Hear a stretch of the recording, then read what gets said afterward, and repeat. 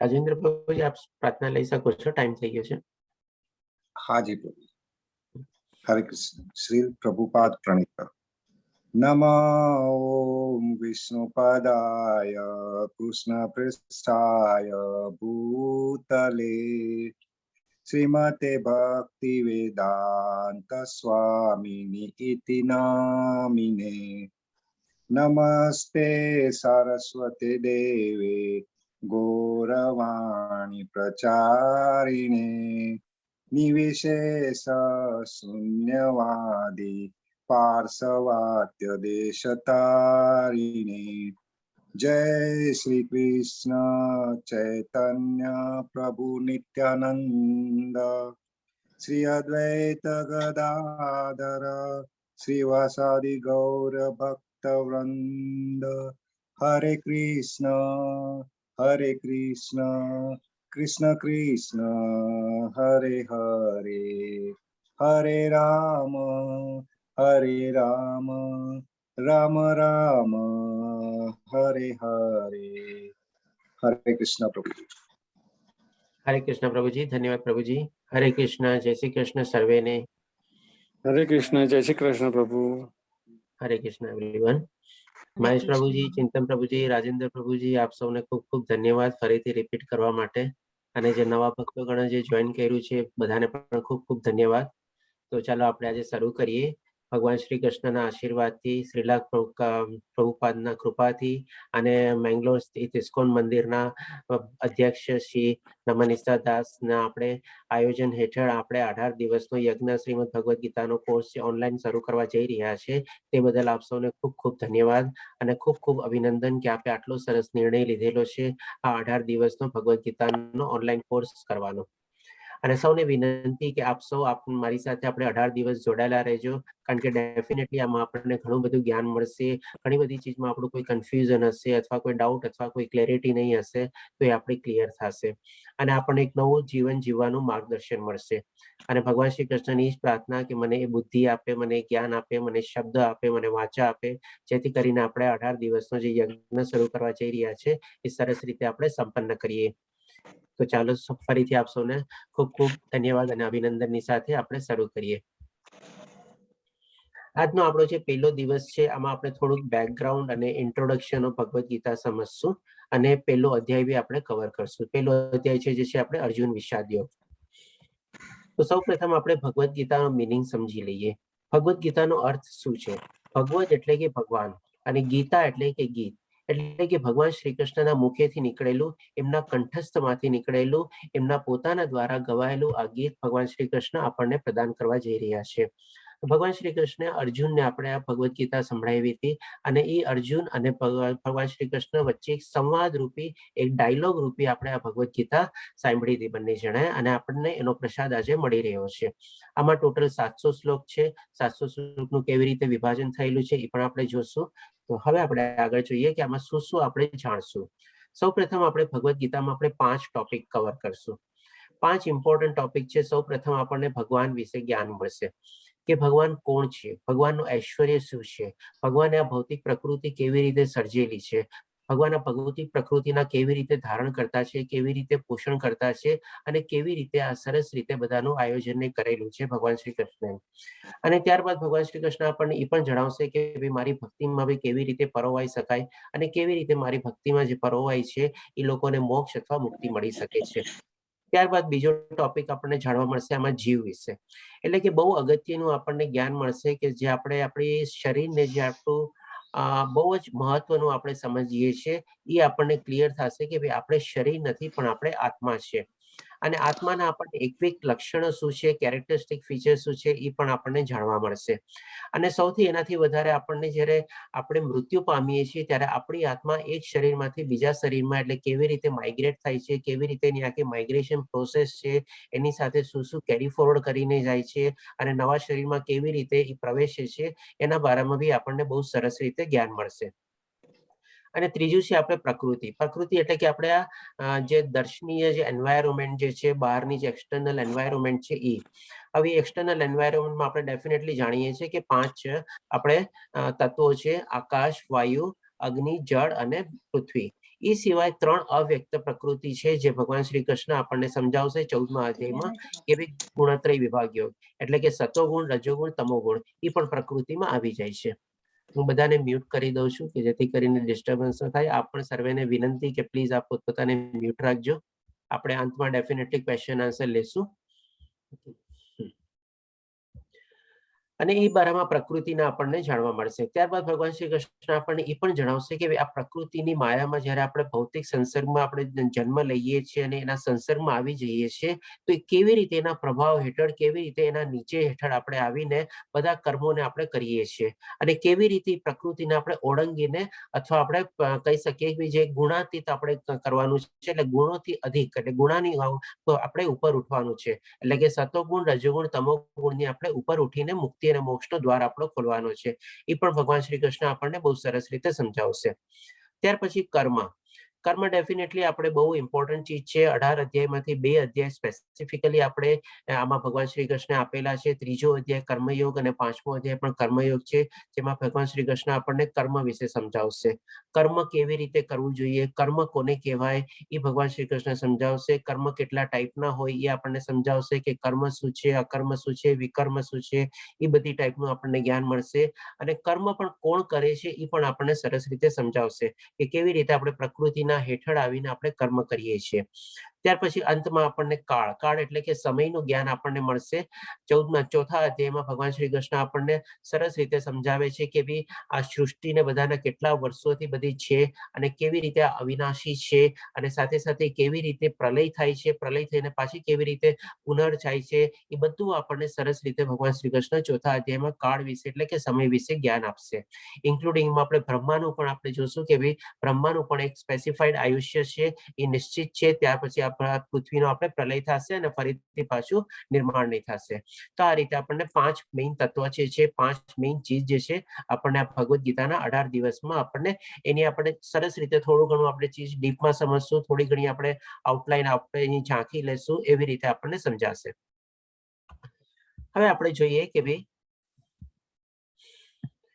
આપણે જ્યારે કોઈ બી એક પ્રોડક્ટ લેતા હોઈએ ત્યારે સૌથી પહેલા આપણે વિચારીએ કે ભાઈ આ પ્રોડક્ટના મને ઇમ્પોર્ટન્ટ શું છે, આનાથી ફાયદો શું છે, આનાથી બેનિફિટ શું છે, આનો લાભ શું છે, આનું મહત્વ શું છે, એ બધું ચીજ આપણે હંમેશા વિચારતા હોઈએ કે ભાઈ ચાલો હવે આ ચીજ લઉં તો છું, એનાથી મને ફાયદો શું મળશે, એનાથી મને લાભ શું થશે, એ મને જરૂરી છે કે નહીં, અથવા તો જરૂરી છે તો કેટલું જરૂરી છે. આપણે હંમેશા બધું આપણે મૂલ્યાંકન કરીએ છીએ અને પછી જઈને આપણે પ્રોડક્ટ ખરીદીએ છીએ, અથવા તો કોઈ બી આપણે સર્વિસ એ પ્રમાણે ખરીદીએ છીએ. તો આજે આપણે જ્યારે 18 દિવસનો આજે કોર્સ કરવા જઈ રહ્યા છે, તો એનું પણ આપણે મૂલ્યાંકન સમજવું જોઈએ કે આપણી લાઈફમાં એનું મૂલ્યાંકન કેટલું છે, આપણને કેટલી ફાયદાકારક થશે, કેટલું આપણને બેનિફિટ આપશે, કેટલું આપણી લાઈફમાં મહત્વ છે. તો આપણે સમજીએ ચાલો કે આપણે ગીતાનું મહત્વ આપણી લાઈફમાં કેટલું છે. એક સેકન્ડ. આઈ હોપ કે મારી સ્ક્રીન અને અવાજ બધું ક્લિયર હશે. આપ ચેટ બોક્સમાં લખી શકો છો. સ્ક્રીન બધાને ક્લિયર દેખાય છે, અવાજ બધો ક્લિયર છે એકદમ? ઓકે, ચાલો, ધન્યવાદ. યસ પ્રભુજી. હા પ્રભુજી, ક્લિયર છે.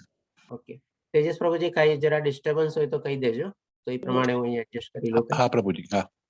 ઓકે, તો ચાલો આપણે સમજીએ કે હવે આપણે આપણી લાઈફમાં ગીતાનું મહત્વ કેટલું છે. હવે ડેફિનેટલી આપણે બધા શાસ્ત્રોમાં જે પ્રમાણે વર્ણવેલું છે આપણે એના પ્રમાણે ચાલશું કે ભાઈ આપણને પણ આપણી લાઈફમાં સમજાવવું જોઈએ કે ભાઈ કેવી રીતે આપણે આ જે ગીતાને આપણે આટલું મહત્વ આપીએ છીએ, એનું મહત્વ આપણે કેવી રીતે અને મૂલ્યાંકન કેવી રીતે આપણે સમજીએ. તો સૌપ્રથમ આપણે જોઈએ કે આદિ શંકરાચાર્ય દ્વારા વર્ણવાયા મુજબ શ્રીમદ ભગવદ્ ગીતાનો મહિમા. એટલે કે એવું નથી કે આપણે બધા ક્રિએટેડ છે, ઓલરેડી આપણા શાસ્ત્રમાં બધું છે ને મહત્વ લખેલું છે, અને આપણે જસ્ટ એને જ ફોલો કરીએ આપણે. સૌથી પ્રથમ આપણે જોઈએ કે આવા ટોટલ આપણને 7 કારણ જોવા મળશે. પ્રથમ આપણે સમજીએ કે ભગવદ્ ગીતા દૈવી સાહિત્ય છે. ડેફિનેટલી દૈવી સાહિત્ય છે. શું કામ એ દૈવી સાહિત્ય છે? તો કે ભાઈ ભગવાન શ્રી કૃષ્ણના મુખેથી નીકળેલું છે, એમના કંઠસ્થથી નીકળેલું છે, એમના પોતાના સુરમાં નીકળેલું છે, એટલા માટે એ દૈવી સાહિત્ય છે. અને કદાચ આપણે કહી શકીએ કે દૈવી સાહિત્ય કરતા બી ઉપર છે. જે તેને ધ્યાનથી વાંચે છે અને તેના નિયમોનું પાલન કરે છે, તે ભગવાન વિષ્ણુનો આશ્રય લે છે અને તમામ ભય અને ચિંતાઓથી મુક્ત થાય છે. હવે આજની તારીખમાં આપણે જોઈએ છીએ કે ઘણું બધું આપણને સ્ટ્રેસ, ટેન્શન, ડિપ્રેશન ને બધું હોય છે. હવે આ બધામાંથી આપણને મુક્તિ કેવી રીતે મળે આપણને? તો ડેફિનેટલી આજે આપણે ઘણી બધી ચીજો કરીએ છીએ કે ભાઈ આ ચીજ મળી લે તો મને આમ સુખ મળશે, ઓલી ચીજ કરી લો તો મને આમ આરામ થશે, આ ચીજ કરી લો તો આમ થશે. પણ અંતે શું આપણને એનાથી બધાથી પરમાનન્ટ સુખ અને હેપીનેસ એટલે કે આપણી જે ચિંતાઓ ને બધું વયું જાય છે શું? Definitely not. આપણું જાતું જ નથી. આના સંદર્ભમાં હું આપને એક નાનકડું એક એક્ઝામ્પલ આપીશ કે આપણે કદાચ ઓલું ઓ માય ગોડ કરીને પિક્ચર જોયેલું હશે, જેમાં અક્ષય કુમાર અને પરેશ રાવલ હતા. તો અક્ષય કુમાર ભગવાન શ્રી કૃષ્ણ બને છે અને એક સમયમાં જ્યારે એ પોતે મૂંઝાઈ જાય છે પરેશ રાવલ, ત્યારે અક્ષય કુમાર એને કહે છે કે તું આ ગીતા ભગવદ્ ગીતામાં તને તારા બધા પ્રોબ્લેમોનું એમાંથી સોલ્યુશન મળી જશે અને તું બધા ભય અને ચિંતાઓથી તું મુક્ત થઈ જઈશ. તો એ પ્રમાણે પરેશ રાવલ વાંચે છે, જોવે છે અને પછી ડેફિનેટલી એમાંથી એને સોલ્યુશન મળે છે અને એ પ્રમાણે આગળ વધે છે. તો આજે પણ આપણે જોશું કે ભાઈ આપણી લાઈફમાં ભગવદ્ ગીતા આપણને આવા ઘણા બધા ભય અને ચિંતાઓથી મુક્ત કરી શકે છે. આજે આપણો સૌથી મોટો ભય શું હોય છે? સૌથી મોટો ભય આપણી લાઈફમાં આપણને હોય છે મૃત્યુનો ભય, કે ભાઈ ક્યારે આવશે, કેવી રીતે આવશે, શું કામ થશે, બધું. ભલે મૃત્યુ અનિવાર્ય નથી, આપણે જરાય ટાળી નથી શકવાના. એ આવવાનું છે, નક્કી છે. છતાંય આપણે એનાથી ડરીએ છીએ અને આપણે એને ટાળવાની કોશિશ કરીએ છીએ અને આપણે એનાથી ભયમુક્ત છીએ એટલા માટે. અને બીજી એની શું છે, એનાથી રિલેટેડ ઘણી બધી ચિંતા હોય છે આપણને કે ભાઈ કાલે મને કંઈ થઈ જશે તો મારું આનું શું થશે, ઓલાનું તો મેં જેનું પ્રોવિઝન કર્યું નથી, આનું શું થશે. આવી રીતે ઘણી બધી આપણા મૃત્યુને રિલેટેડ જે કનેક્ટેડ જે ચિંતા હોય છે, એનાથી ચિંતાઓથી ઘણું બધું આપણી લાઈફનો આપણે એમાં ઘેરાયેલા રહીએ છીએ અને એનું સોલ્યુશન ઘણીવાર આપણને મૃત્યુ સુધી પણ નથી પડતું, આપણે જોઈએ છીએ. આ રીતે જ્યારે ભગવાન શ્રી કૃષ્ણ આપણને સમજાવે છે કે ભાઈ તેને ધ્યાનથી વાંચે છે અને તેના નિયમોનું પાલન કરે છે, તે ભગવાન શ્રી કૃષ્ણ વિષ્ણુનો આશ્રય લે છે. એટલે કે ટોટલી ભગવાન શ્રી કૃષ્ણને આપણે શરણે વયા જઈએ અને એને જ્યારે આપણે શરણે લઈએ ત્યારે આપણે બધા ટાઈપની ભય અને ચિંતાઓથી આપણે મુક્ત થઈ જઈએ અને પરમાનન્ટ આપણને પીસ અને હેપીનેસ મળી શકે છે. આ સૌથી મોટું મહાત્મ છે આપણે ભગવદ્ ગીતાનું. હવે આપણે બીજું સમજીએ કે બીજું મહાત્મ શું છે. તો એ પણ છે, જે કોઈ વ્યક્તિ નિષ્ઠાપૂર્વક અને ગંભીરતાથી ભગવદ્ ગીતા વાંચે છે તો ભગવાનની કૃપાથી તેના ભૂતકાળના તમામ દુષ્કૃત્યોનું પરિણામ તેને અસર કરશે નહીં. હવે સાથે સાથે એક આપણને બીજો ભય એ બી હોય છે કે ભાઈ મેં તો બધા સારા કર્મ કર્યા છે, મારી સાથે કેમ આવું થાય છે? મેં તો કોઈનું કઈ ખોટું કર્યું નથી તો બી આમ કેમ થયું? મેં તો કોઈનું બગાડ્યું નથી તો બી મારું આમ કેમ થયું? તો ડેફિનેટલી આપણા કર્મ જે છે આ વખતના આ જન્મના કર્મોનું પરિણામ આપણને નથી મળતું. આપણા જે કર્મો જે છે એ આપણને 4 સ્થિતિમાં આપણને પરિણામ આપે છે. 4 સ્થિતિ આપણને સમજી લઈએ આપણે કેવી રીતે હોય છે કે જેમ કે સૌથી પહેલા તો આપણે બીજ, જ્યારે આંબાનું બીજ આપણે રોપીએ તો એ હજી પાક્યું ન હોય તો પાકતા તો એને વર્ષો લાગી જાય.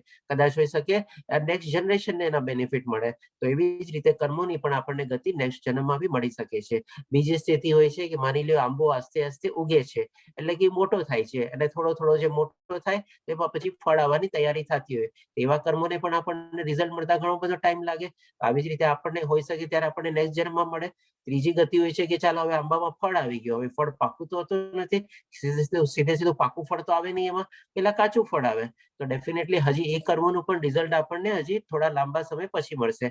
પછી આપણે જ્યારે જોઈએ કે ભાઈ આપણે ફળ તોડી લઈએ અને આપણે થોડું પકાવીએ અને પછી આપણને પાકું ફળ મળે, તો આપણને જે અત્યારે ઇમિડિયેટલી જે આપણો કર્મોનું જે આપણે રિઝલ્ટ ભોગવતા હોય છે એ આપણે ચોથું પ્રકારના કર્મ આપણે કરેલા હોય છે કે જે પાકી ગયા હોય છે અને પાકી ગયાનું આપણને ફળ અત્યારે આપણે ભોગવીએ છીએ. પણ આપણા જે બીજા બધા કર્મો જે કરેલા છે, જે હજી બીજના રૂપમાં જે જમીનમાં જે વાવેલા છે, એનું તો આપણને પરિણામ હોઈ શકે આવતા જન્મમાં બી મળી શકે, હોઈ શકે ગમે તેવું હોઈ શકે. તો આ રીતે બધાને આપણને ચિંતા હોય છે કે ભાઈ મેં તો કોઈનું કઈ બગાડ્યું નથી તો મારી સાથે આ બધું કેમ આવી રીતે થયું. પણ ડેફિનેટલી આપણા ભૂતકાળના એવા બધા જે કર્મો હોય છે એનું રિઝલ્ટ અથવા આપણે અત્યારે બી ભોગવતા હોઈએ છીએ. સારા હોય તો ડેફિનેટલી સારું ભોગવીએ. ઘણી વાર આપણે હોઈ શકે કે માણસ તો આટલો છે, આટલું આવી રીતે આમ કરે છે, તોય જોતો એને કેટલું બધું સુખ છે, આનંદ છે. અરે ભાઈ એને સારા કર્મો એવા કર્યા હશે તો એ અત્યારે ભોગવે છે એ પ્રમાણે. તો આ રીતે આપણને જ્યારે આપણે ભગવદ્ ગીતાનો સરસ રીતે આપણે આશરો લઈએ, નિષ્ઠાપૂર્વક આપણે એને વાંચીએ, એને ફોલો કરીએ અને ગંભીરતાથી આપણે એને ડેફિનેટલી આપણે એને ઇમ્પ્લિમેન્ટ કરવાનું, કારણ કે ભગવદ્ ગીતાને લાઈફમાં જો ઇમ્પ્લિમેન્ટ કરીએ તો જ આપણને એનું રિઝલ્ટ આપણને મળી શકે. ખાલી ફક્ત વાંચવાથી અને આપણે પઠન કરવાથી આપણને રિઝલ્ટ ઓછું મળે, પણ એને આપણે પૂરેપૂરું આપણી જિંદગીમાં ઉતારીએ, એને સમજીએ અને પછી એનું આચરણ કરીએ તો આપણને ડેફિનેટલી વધારે ને વધારે આપણને બેનિફિટ મળી શકે. તો આ રીતે આપણા જે તમામ ભૂતકાળના તમામ દુષ્કર્મો છે એનું પણ આપણે ભગવાન શ્રી કૃષ્ણ કહે છે એ બધા કર્મોને હું બાળી દઉં છું જ્યારે કોઈ મારા શરણે ને બધું આવે છે. તો આ રીતે બીજું મહાત્મ એ બી છે આપણે ભગવદ્ ગીતાને વાંચવાનું અને ફોલો કરવાનું, અનુસરવાનું. હવે આપણે ત્રીજું મહાત્મ સમજી લઈએ. કોઈ વ્યક્તિ દરરોજ પાણીમાં સ્નાન કરીને પોતાને શુદ્ધ કરી શકે છે. મનુષ્ય જળમાં નિત્ય સ્વચ્છ કરે છે, પણ જો કોઈ ભગવદ્ ગીતા રૂપી પવિત્ર ગંગાજળમાં એકવાર પણ સ્નાન કરે છે તો તે ભૌતિક જીવન ભવસાગરની મલિનતાથી સદા સદા માટે મુક્ત થઈ જાય છે. હવે આપણે ડેફિનેટલી સવારે ઉઠીને આપણું નિત્ય કર્મ કરીએ છીએ, બ્રશ કરીએ, ટોયલેટ જઈએ, સરસ મજાના આપણે નાહી ધોઈને તૈયાર થઈએ, બધું કરીએ. આ બધું તો શું આપણું એક્સટર્નલ બોડીની આપણે કેર કરીએ, આપણા શરીરને આપણે શુદ્ધ કર્યું, શરીરને આપણે સ્વચ્છ કર્યું. શુદ્ધ બી તો આપણે બેટર છે કે આપણે સ્વચ્છ કર્યું કહેવાય, કારણ કે શુદ્ધ બી હજી આપણે આત્માને આપણે શુદ્ધ કરવાની છે. તો હવે આપણે જયારે ઇન્ટરનલ ક્લિન્ઝિંગ એટલે આપણે આત્માનું ક્લિન્ઝિંગ આપણે કેવી રીતે કરવું, એને આપણે શુદ્ધ કરવા માટે આપણે શું કરવું? આપણે કોઈ દી વિચાર્યું છે? સવારથી લઈને આપણે સારો એવો ટાઈમ આ બધી ચીજોમાં આપણે આપીએ છીએ, પણ આપણી આત્માને શુદ્ધિકરણ માટે આપણે ટાઈમ આપીએ છીએ? તો કદાચ હોઈ શકે ન આપી શકતા હોઈએ. તો ડેફિનેટલી આજે આપણે સમજી જશું કે ભાઈ આપણે આત્માની શુદ્ધિ માટે બી આપણે શું કરવું જોઈએ. આત્માની શુદ્ધિ કરવા માટે ડેફિનેટલી આપણે ભગવાનનું આપણે પઠન કરવું જોઈએ, ભગવાનનું નામ લેવું જોઈએ. આપણે ભગવદ્ ગીતા બી સરસ રીતે વાંચીએ, એના શ્લોકોનું પઠન કરીએ તો એ પણ આપણે આત્માની શુદ્ધિ માટે આપણે કરીએ છીએ. અને એની જો આપણે કરી હોય તો જે આપણે ભવસાગરની મલિનતા જે છે, ભવસાગરની મલિનતા શું છે? 4 મલિનતા છે. તો કે ભાઈ જન્મ, મૃત્યુ, જરા, વ્યાધિ. સૌથી પહેલા તો આવ્યા, આ ભૌતિક દુનિયામાં આવ્યા કે પાપ કર્યા છે એટલે આવ્યા. પછી મૃત્યુ, મૃત્યુ તો પાકું છે જ. પછી જરા એટલે કે બુઢાપો આવવાનો જ છે આપણે, અને પ્લસ પાછું ડિઝીઝ, કોરોના, એટલે કંઈક ને કંઈક ને આપણને બીમારીને આને તેને આવવાનું જ છે. એટલે કે જન્મ, મૃત્યુ, જરા, વ્યાધિ, આ મલિનતા જે છે આપણી આ ભૌતિક દુનિયાની, એને આપણે માંથી સદા સદા માટે આપણે મુક્ત થઈ શકીએ છીએ જો આ રીતે આપણે આત્માના શુદ્ધિકરણ માટે ભગવદ્ ગીતાનો આપણે આશરો લઈએ તો. તો આ ત્રીજું મહાત્મ થઈ ગયું. હવે આપણે સમજીએ ચોથું મહાત્મ. ભગવદ્ ગીતા ભગવાનના મુખમાંથી નીકળી છે, તેથી અન્ય કોઈ વૈદિક સાહિત્ય વાંચવાની જરૂર નથી. માત્ર ભગવદ્ ગીતા સાંભળવી જોઈએ અને ધ્યાનથી અને ખનથી વાંચવી જોઈએ. માત્ર એક જ પુસ્તક ભગવદ્ ગીતા પૂરતું છે, કારણ કે તે તમામ વૈદિક ગ્રંથોનો સાર છે અને ભગવાન દ્વારા પ્રવચિત થાય છે. હવે જ્યારે ભગવાન શ્રી કૃષ્ણ પોતે કીધેલું છે 15મા અધ્યાયમાં પુરુષોત્તમ યુગમાં કે વેદોનું સંકલન બધું મેં કર્યું છે, અને જે આ શાશ્વત વૃક્ષને જાણી જશે એને વેદો ભણી લીધા છે, વેદો સાંભળી લીધા છે, વેદોનું પઠન કરી લીધું છે, એઝ ગુડ એઝ એની સાથે કમ્પેર કરેલું છે. એટલે કે આપણે જો ભગવદ્ ગીતાને આપણે જાણી લઈએ, સમજી લઈએ અને એને આપણે આચરણમાં મૂકી દઈએ તો આપણને ઓલા બધા જે વેદો ને બધાની છે પણ વાંચવાની જરૂર ન પડે, કારણ કે વેદો ને બધા છે ને બહુ હાર્ડ લેંગ્વેજમાં એમાં લખેલા છે. આજે કદાચ હોઈ શકે આપણને કોઈ સમજાવવા વાળું બી કોઈ છે નહીં. તો જયારે આપણે ભગવદ્ ગીતા આપણી સામે આ સરસ રીતે આપણે મળે છે અને આ જે બધા આપણે કોર્સિસ ને બધું કરીએ તો આપણે એઝ ગુડ એઝ આપણને વેદોના ગ્રંથોનું બી આપણે પઠન કરી લીધું કહેવાય, એ પ્રમાણે આપણે કહી શકીએ. હવે પાંચમું મહાત્મ છે, જે ગંગાનું પાણી પીવે છે તે મુક્તિ પ્રાપ્ત કરે છે, તો ભગવદ્ ગીતાનું અમૃત પીનારા વિશે શું કહી શકાય?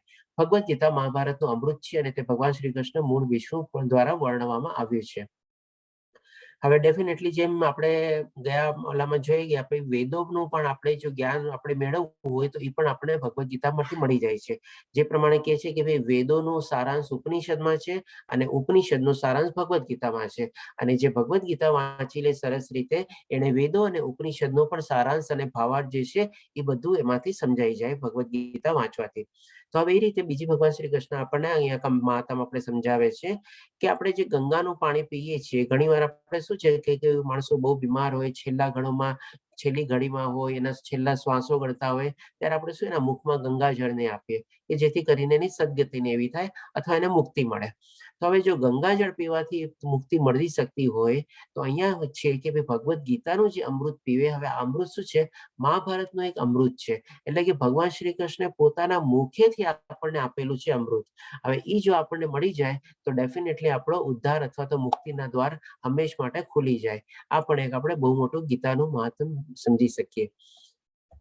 પછી આવે છે છઠ્ઠું મહાત્મ. આ ગીતો ઉપનિષદ. ગીતો ઉપનિષદ એટલે કે ગીતા અને ઉપનિષદ એ બંનેનું સંધિ કરીએ એટલે ગીતો ઉપનિષદ આવે. ભગવદ્ ગીતા જે તમામ ઉપનિષદોનો સાર છે. એટલે કે વેદોનો સાર ઉપનિષદ અને ઉપનિષદનો સાર ભગવદ્ ગીતા. ગાય જેવી છે. એટલે કે આ ઉપનિષદ, વેદ, ઉપનિષદ અને ભગવદ્ ગીતા એક આપણે સિમ્બોલિક રીતે ગાયની સાથે સરખામણી કરેલી છે.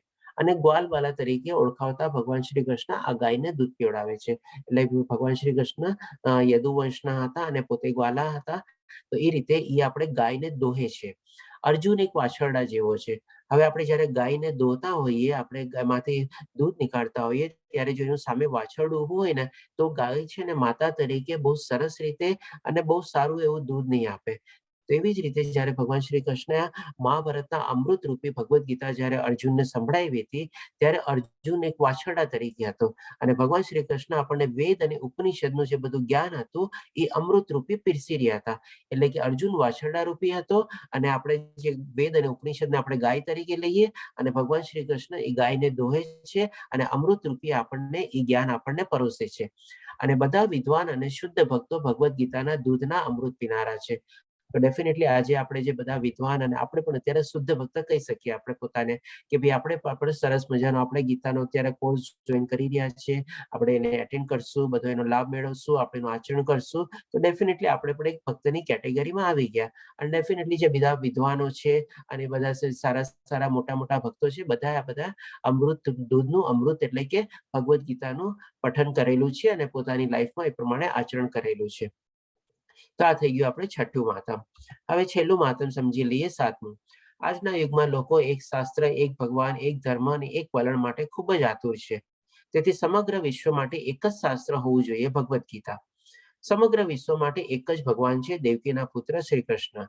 એક મંત્ર, એક પ્રાર્થના, તેના નામનો જપ કરો. હરે કૃષ્ણ કૃષ્ણ કૃષ્ણ હરે હરે, હરે રામ રામ રામ હરે હરે. એક જ કાર્ય હોવું જોઈએ, પ્રભુની સેવા. હવે આજે જે અત્યારે કપરો સમય આપણી સામે અત્યારે જે ચાલી રહ્યો છે, છેલ્લા 2 વર્ષથી આપણે જોઈએ છીએ કે ભાઈ કોરોના કાળ ચાલી રહ્યો છે અને હવે નવા વેરિયન્ટ ને ટાઈપ્સ ને બધા આવ્યા અને હવે તો પાછું કંઈક નવો જ ટાઈપનો વાયરસ બી આવી રહ્યો છે. તો આ બધી ચીજમાં આપણે છે ને એક શાંતિ આપણને ક્યાંય દેખાતી નથી કે ભાઈ ક્યાં જઈને શાંતિ મળશે, ક્યાં જઈને આ બધું ખતમ થશે. ત્યારે આપણે વિચારીએ છીએ કે ભાઈ આ કેવું આ બધા દુનિયામાં આ બધું થયું છે, કેવી રીતે હોઈ શકે? આ બધું ભગવાનનો પણ એક પ્રકોપ હોય, કુદરતી પ્રકોપ આપણે એ રીતે સમજી શકીએ. પણ આમાં આપણે શાંતિ જોવા જઈએ તો આપણને એમ ન લાગે કે ભાઈ આખી દુનિયામાં સરસ મજાની શાંતિ છવાઈ જવી જોઈએ. કારણ કે આજે જોઈએ છે કે બધા એકબીજાના સુપર પાવર માટે લડી રહ્યા છે.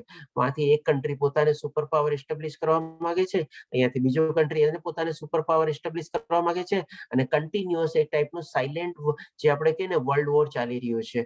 તો આવા ટાઈપમાં આપણને જો શાંતિ જોતી હોય અને પ્લસ આવી રીતે સમજી લેજો કુદરતી પ્રકોપ ચાલી રહ્યો છે, તો આવા ટાઈપમાં આપણને જો શાંતિ જોતી હોય તો એ આપણને એક જ શાસ્ત્ર આપણને ભગવદ્ ગીતામાંથી મળી શકે. કારણ કે ભગવદ્ ગીતા લગભગ 5000 વર્ષ પહેલા ભગવાન શ્રી કૃષ્ણ જયારે અર્જુનને આપેલી ત્યારે કોઈ જાતના કોઈ ધર્મ હતા નહીં, કે હિન્દુ ધર્મ કે વૈષ્ણવ ધર્મ કે ક્રિશ્ચિયન ધર્મ કે મુસ્લિમ ધર્મ, બધા ધર્મોનું પછી એમાંથી જ નીકળેલા છે. અને જે ભગવાન શ્રી કૃષ્ણ ભગવદ્ ગીતા જે આપેલી હતી એ આખા એન્ટાયર મેનકાઇન્ડ માટે, સમસ્ત વિશ્વ માટે, સમસ્ત હ્યુમન સિવિલાઇઝેશન માટે છે.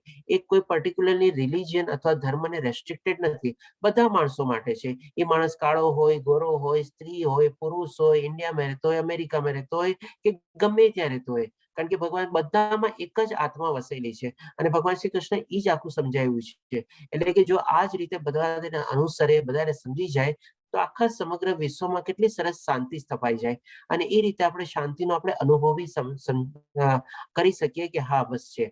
અને આ જો કરવું હોય તો એના માટે એક જ ચીજ છે, એનું એક જ સોલ્યુશન જે છે કે ભાઈ આપણે હરિનામનો જપ કરવો. અને એ એક જપ છે આપણે જે બ્રહ્માજીએ આપેલો છે, એ મંત્ર હરે કૃષ્ણ કૃષ્ણ કૃષ્ણ હરે હરે, હરે રામ રામ રામ હરે હરે. કન્ટિન્યુઅસ નિરંતર એ નામનું જે ચિંતન કરતા રહીએ તો આપણને એટલી સરસ શાંતિ ને બધું અનુભવાય ને.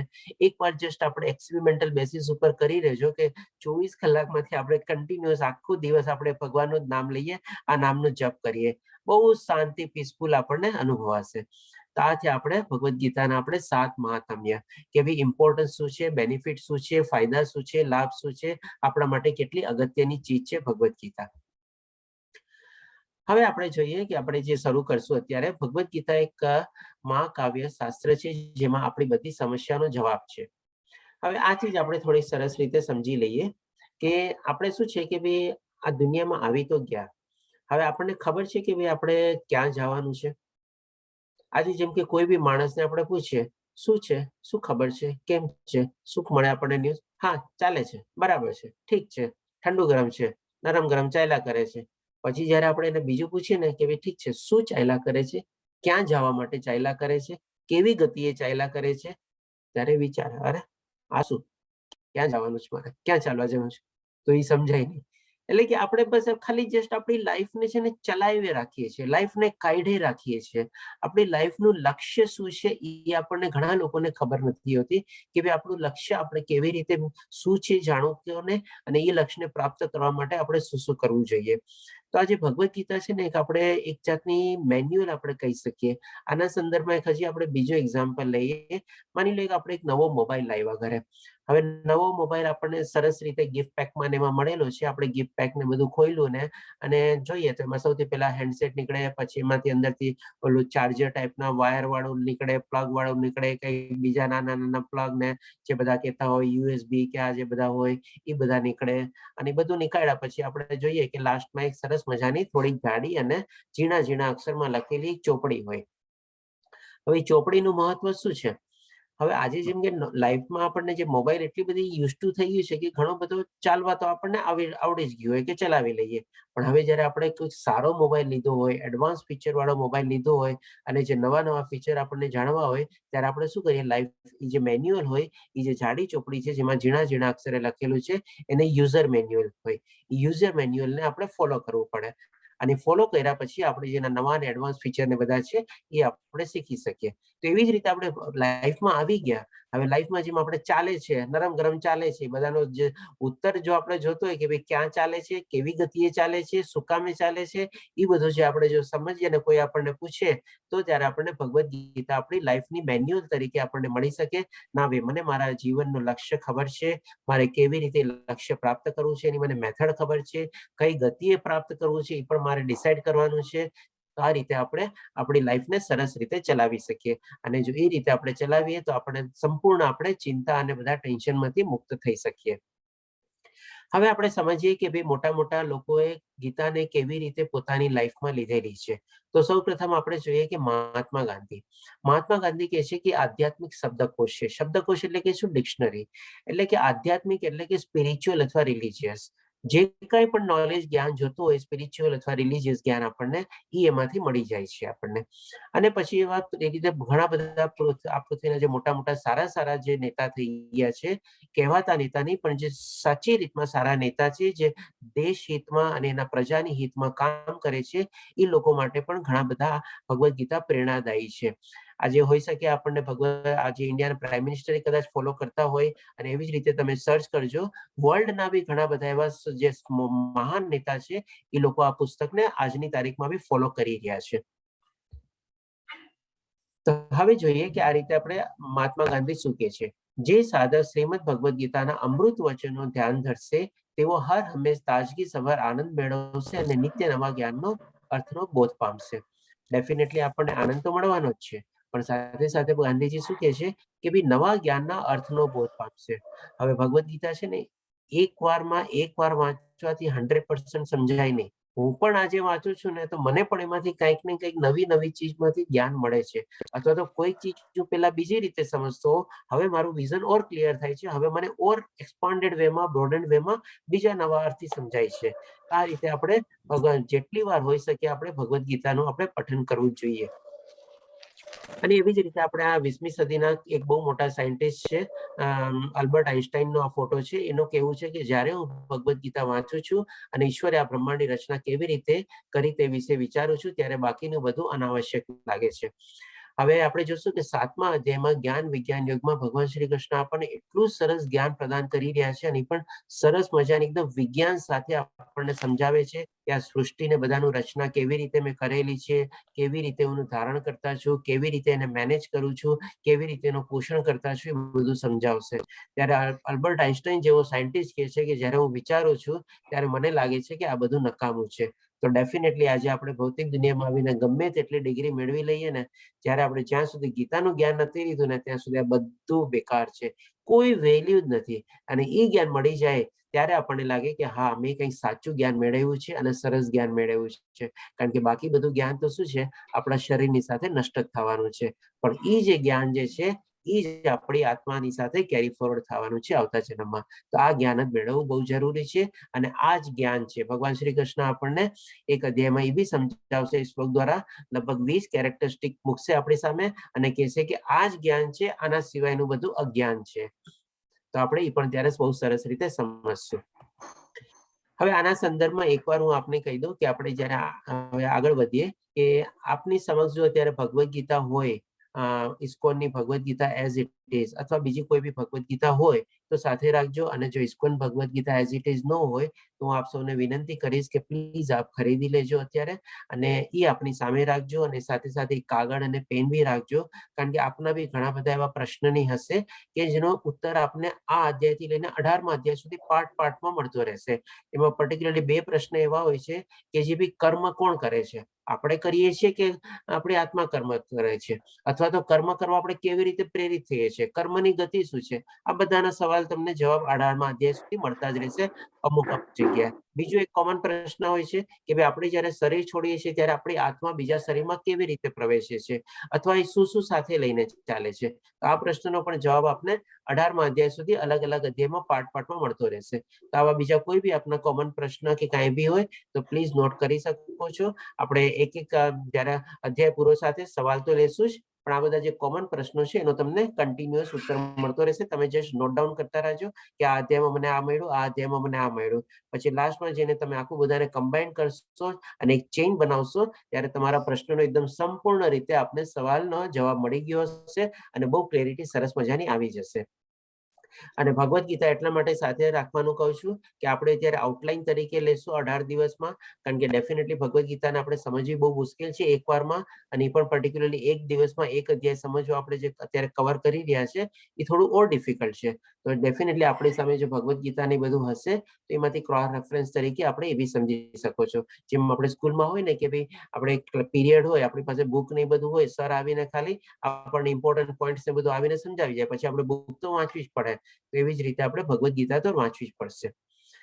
હવે આપણે જોઈએ કે ભાઈ આપણે આ ઇસ્કોનના શ્રીલા પ્રભુપાદાજી આચાર્ય જેમણે સ્થાપના કરેલી ઇસ્કોનની, ઇસ્કોનનું ફૂલ મીનિંગ થાય છે international society for Krishna consciousness, ISKCON.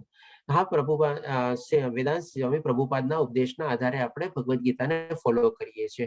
હવે આ પણ આપણે એ જ ભગવદ્ ગીતા આપણે શું કામ ફોલો કરીએ છીએ પણ આપણે આગળ સમજશું. સૌપ્રથમ આપણે થોડું ઘણું શ્રીલા પ્રભુપાદના આપણે એમના આશીર્વાદ લઈને આપણે એમને નમન કરીને એમની થોડુંક એમની લાઈફ હિસ્ટ્રી માટે આપણે જાણી લઈએ. તો શ્રીલા પ્રભુપાદનો જન્મ એક સારા એવા પ્રતિષ્ઠિત વૈષ્ણવ કુટુંબમાં થયેલો હતો. ઘરમાં નાનપણથી જેને બધા સંસ્કાર સરસ મળેલા હતા અને 5 વર્ષની ઉંમરથી જેમણે ભગવાન શ્રી કૃષ્ણની ભક્તિ શરૂ કરી દીધી હતી. 6 વર્ષની ઉંમરે સૌ પ્રથમ રથયાત્રામાં જોડાયા હતા. પછી 26 વર્ષની ઉંમરે સૌ પ્રથમ એમના ગુરુ શ્રીલા પ્રભુપાદ સરસ્વતી પ્રભુપાદને એમને મળેલા. ત્યારે એ પ્રભુએ એમને આજ્ઞા આપેલી કે તારે કૃષ્ણ કોન્શિયસનેસની મુવમેન્ટ આખા વિશ્વભરમાં ફેલાવવાની છે. હવે એ એટલી નાની ઉંમરમાં એને આજ્ઞા લઈ તો લીધી અને ભગવાન સરસ્વતી પ્રભુપાદના આજ્ઞા પ્રમાણે એને સ્વીકારી તો લીધું, પણ કેવી રીતે કરવું, શું કરવું એમને કઈ સમજાણું નહીં. અને 10 વર્ષ પછી લગભગ 36 વર્ષની ઉંમરે ફરીથી પાછા એમના ગુરુની મળ્યા અને ત્યારે એમને દીક્ષા લીધી અને એમની પાસે થોડું માર્ગદર્શન ને બધું લીધું કે તમે મને આટલો મોટો જે આદેશ આપેલો છે મારે કેવી રીતે કરવું મને પ્લીઝ સમજાવો. ત્યાર પછી 36 વર્ષથી લઈને આપણે જ્યારે 69 વર્ષની હતા એમનો જન્મ 1896 થયેલો હતો. એટલે કે લગભગ 1965 સુધી અને 33 વર્ષ સુધી આખા ભારતમાં સારી એવી મુવમેન્ટને બધું કરવાની કોશિશ કરી. પણ જે પ્રમાણે એટલે જેને એફર્ટ આપ્યા ત્યારે આપણને આઝાદી બી નહોતી મળેલી, તો આ બધી મુવમેન્ટ કરવી બી થોડી ડિફિકલ્ટી હતી. તેમ છતાં પણ એને 33 વર્ષ સુધી એફર્ટ આપ્યા અને એ 33 વર્ષમાં જે પ્રમાણે એને મહેનત કરી એ પ્રમાણે એને પ્રોપોર્શનેટલી ઘણું ઓછું ફળ મળ્યું. પછી 1965માં જ્યારે કાર્ગો શિપમાં બેસીને અમેરિકા જાય છે અને જ્યારે અમેરિકા જાય છે, ડેફિનેટલી કાર્ગો શિપમાં જાય તો થોડો ઘણો સમય વધારે લાગે. ફ્લાઇટની જેમ આપણે 24, 30, 40, 35 કલાકમાં પહોંચી ન શકીએ. હોઈ શકે એમાં 2, 5, 6 મહિના બી લાગી જાય. તો એ કાર્ગો શિપમાં જ્યારે અમેરિકા જાય છે અને that ટાઈમે કાર્ગો શિપની અંદર જ એમને 2 વાર હાર્ટ એટેક બી આવે છે અને તેમ છતાં આપણે કે રામ રાખે તેને કોણ ચાકે, એને સર્વાઈવ બી કરે છે અને અમેરિકા પહોંચે છે. અને અમેરિકા પહોંચ્યા પછી છેલ્લા 11 વર્ષ એમની લાઈફમાં એમનું નિદાન થયું લગભગ 81 વર્ષની ઉંમરમાં 1977માં. તો જે છેલ્લા 11 વર્ષ હતા એમના 33 વર્ષમાં એમને ન મળ્યું, એ 11 વર્ષમાં એમણે આખી દુનિયામાં મોટો પ્રચાર કર્યો અને ઘણા બધા આપણે ઇસ્કોનના મંદિરને બધું બંધાયેલા છે. હવે ત્યાં જઈને એમણે ત્યાંના ચર્ચોના પાદરી છે બધાની સાથે સરસ મજાનો પ્રચાર ને બધું કરેલું હતું. અને સૌથી પહેલું મેગેઝિન એમણે બેક ટુ ગોડહેડ કરીને શરૂ કરેલું હતું, જે આજની તારીખમાં બી એના બધા શિષ્યો અને બધા અનુયાયીઓ લોકો ચલાવે છે. અને ડેફિનેટલી શ્રીલા પ્રભુપાદે ઘણી બધી આપણે બુક્સો લખેલી છે, including Bhagavad Gita as it is. અને એ બધી બુક્સો જે છે આપણે નોટ ઓનલી એમ નથી કે ઇંગ્લિશમાં છે, ઘણી બધી લેંગ્વેજમાં ચાલી રહ્યા છે. અને ઘણી બધી લેંગ્વેજમાં અને એક ભક્તિ વેદાંતા ટ્રસ્ટ કરીને એમણે બનાવેલી અને ટ્રસ્ટ દ્વારા આ બધી બુકોનું પુસ્તકોનું વિતરણ થાય છે. તો હવે આ જે છે એમની શોર્ટમાં એક જર્ની છે. 1965માં એમણે 13 ઓગસ્ટે ઇન્ડિયાથી અમેરિકા પહોંચવાની શરૂ ગયા કાર્ગો શિપ દ્વારા. અને 1977માં જ્યારે એમનું નિધન થયું એટલે કે 12 વર્ષની પીરિયડમાં એમણે એટલો બધો પ્રચાર કર્યો, ઇન્ટરનેશનલ ઇસ્કોનની સ્થાપના કરી અને દેશ વિદેશમાં ઘણા બધા એમના મંદિર છે અને ડેફિનેટલી ઘણા બધા અનુયાયીઓ બી છે. અને સારી રીતે આપણે મુવમેન્ટ જે આપણે કૃષ્ણ કોન્શિયસનેસની જે મુવમેન્ટ છે એ બહુ સરસ રીતે ફેલાવેલી છે. એકદમ ટોટલી સાયન્ટિફિક વેમાં આપણે સરસ મજાની આપણે મુવમેન્ટ ચાલી રહી છે. હવે એવી જ રીતે આપણે જે અત્યારે આપણે ઓનલાઈન 18 દિવસનો કોર્સ કરી રહ્યા છે એ આપણે મેંગ્લોર ઇસ્કોનનું જે એક મેંગ્લોર સ્થિત મંદિર છે અને જેનું નામ છે રાધા ગોવિંદ મંદિર. અને એ રાધા ગોવિંદ મંદિરના પ્રમુખ છે નમન નિષ્ઠા દાસ, જે ભાઈ ક્વોલિફિકેશન ડેફિનેટલી એન્જિનિયર છે, IIT કાનપુરમાંથી પાસ થયેલા છે અને એક ટાઈમમાં એ લોકો પ્રોફેસર બી હતા. અને પછી એમને ત્યારે બધું ત્યાગી દીધું અને પછી મંદિરમાં સેવા આપવા લાગ્યા. અને એ લગભગ આજે આપણે ત્યારે 20મો બેચ ચાલે છે. દેટ મીન્સ ઓલમોસ્ટ 2 વર્ષ થવા આવ્યા છે. દર મહિનાનો એક બેચ શરૂ થાય છે. એટલે કે આજથી લગભગ 20 મહિના પહેલા એમણે ઓનલાઈન જ્યારે કોરોના કાળ શરૂ થયો હતો ત્યારે એમણે આ અભિયાન શરૂ કર્યું હતું કે ભાઈ ઓનલાઈન ગીતાનો ક્લાસીસ આપવાના 18 દિવસનો. તો ત્યારથી એ ક્લાસીસને આપણે દર મહિને ચાલ્યા કરે છે અને આ બહુ સરસ મોટું અભિયાન છે. આપણે એમના અત્યારે લાભ લઈ આવે છીએ અને આજની તારીખમાં લગભગ ઓલમોસ્ટ 10 લાખનો આંકડો એ લોકો પહોંચવા જઈ રહ્યા છે. 10 લાખ જેટલા રજીસ્ટ્રેશન થઈ ગયા છે. સૌપ્રથમ પેલા હિન્દી અને ઇંગ્લિશમાં શરૂ થયું હતું, ત્યાર પછી આજની તારીખમાં લગભગ 10 થી 11 લેંગ્વેજમાં એ ક્લાસીસ ચાલી રહ્યા છે, ઇન્ક્લુડિંગ આપણો ગુજરાતી. આ બધાને મ્યુટ કરી દઉં છું. પ્લીઝ આપ સર્વે બધાને મ્યુટ રાખજો, ડિસ્ટર્બ ન થાય. એટલે કે લગભગ 10 થી 11 લેંગ્વેજમાં ક્લાસીસ ચાલી રહ્યા છે, પ્લસ એક લેંગ્વેજમાં 2-3 બેચ અમુક ડિફરન્ટ ટાઈમે ચાલી રહ્યા છે. જેમ કે આપણે ગુજરાતીનો અત્યારે સવારે 6 વાગે છે, રાતના 8 વાગે છે, કોઈ લેંગ્વેજમાં 3 થી 4 ટાઈમમાં બી ચાલી રહ્યા છે. તો આપ કલ્પી શકો છો કે લગભગ આખા દિવસમાં એવા 30, 40, 50 બેચ ચાલે છે. તો આ રીતે આપણે બધા એનો બેનિફિટ લઈ રહ્યા છે. હવે આ નોર્મલી જ આપણે રાધાકૃષ્ણની મૂર્તિ છે અને મોસ્ટલી બધા આપણે ઇસ્કોન ટેમ્પલમાં આવી જ ટાઈપની મૂર્તિઓ આપણને મળે છે. તો ચાલો ફરીથી આપણે એમના આશીર્વાદ લઈ લઈએ અને આપણે આગળ વધીએ, કારણ કે હવે આપણે મેઇન આપણે ચેપ્ટરમાં આવવાના છીએ, આપણે અધ્યાય શરૂ કરવા જઈ રહ્યા છીએ. તો હવે એની પહેલા એક આ લાસ્ટ સ્લાઇડ છે કે આપણે જોઈએ કે આપણે શ્રીલા પ્રભુપાદની Bhagavad Gita as it is સુકામે લઈ રહ્યા છે. તો આ આપણે જોશું કે આપણે ચોથા અધ્યાયમાં ભગવાન શ્રી કૃષ્ણ પોતે કહે છે કે આ જ્ઞાન મેં સૌથી પહેલા સૂર્ય ભગવાનને વિવાસનને આપેલું, વિવાસને પછી મનુને આપેલું.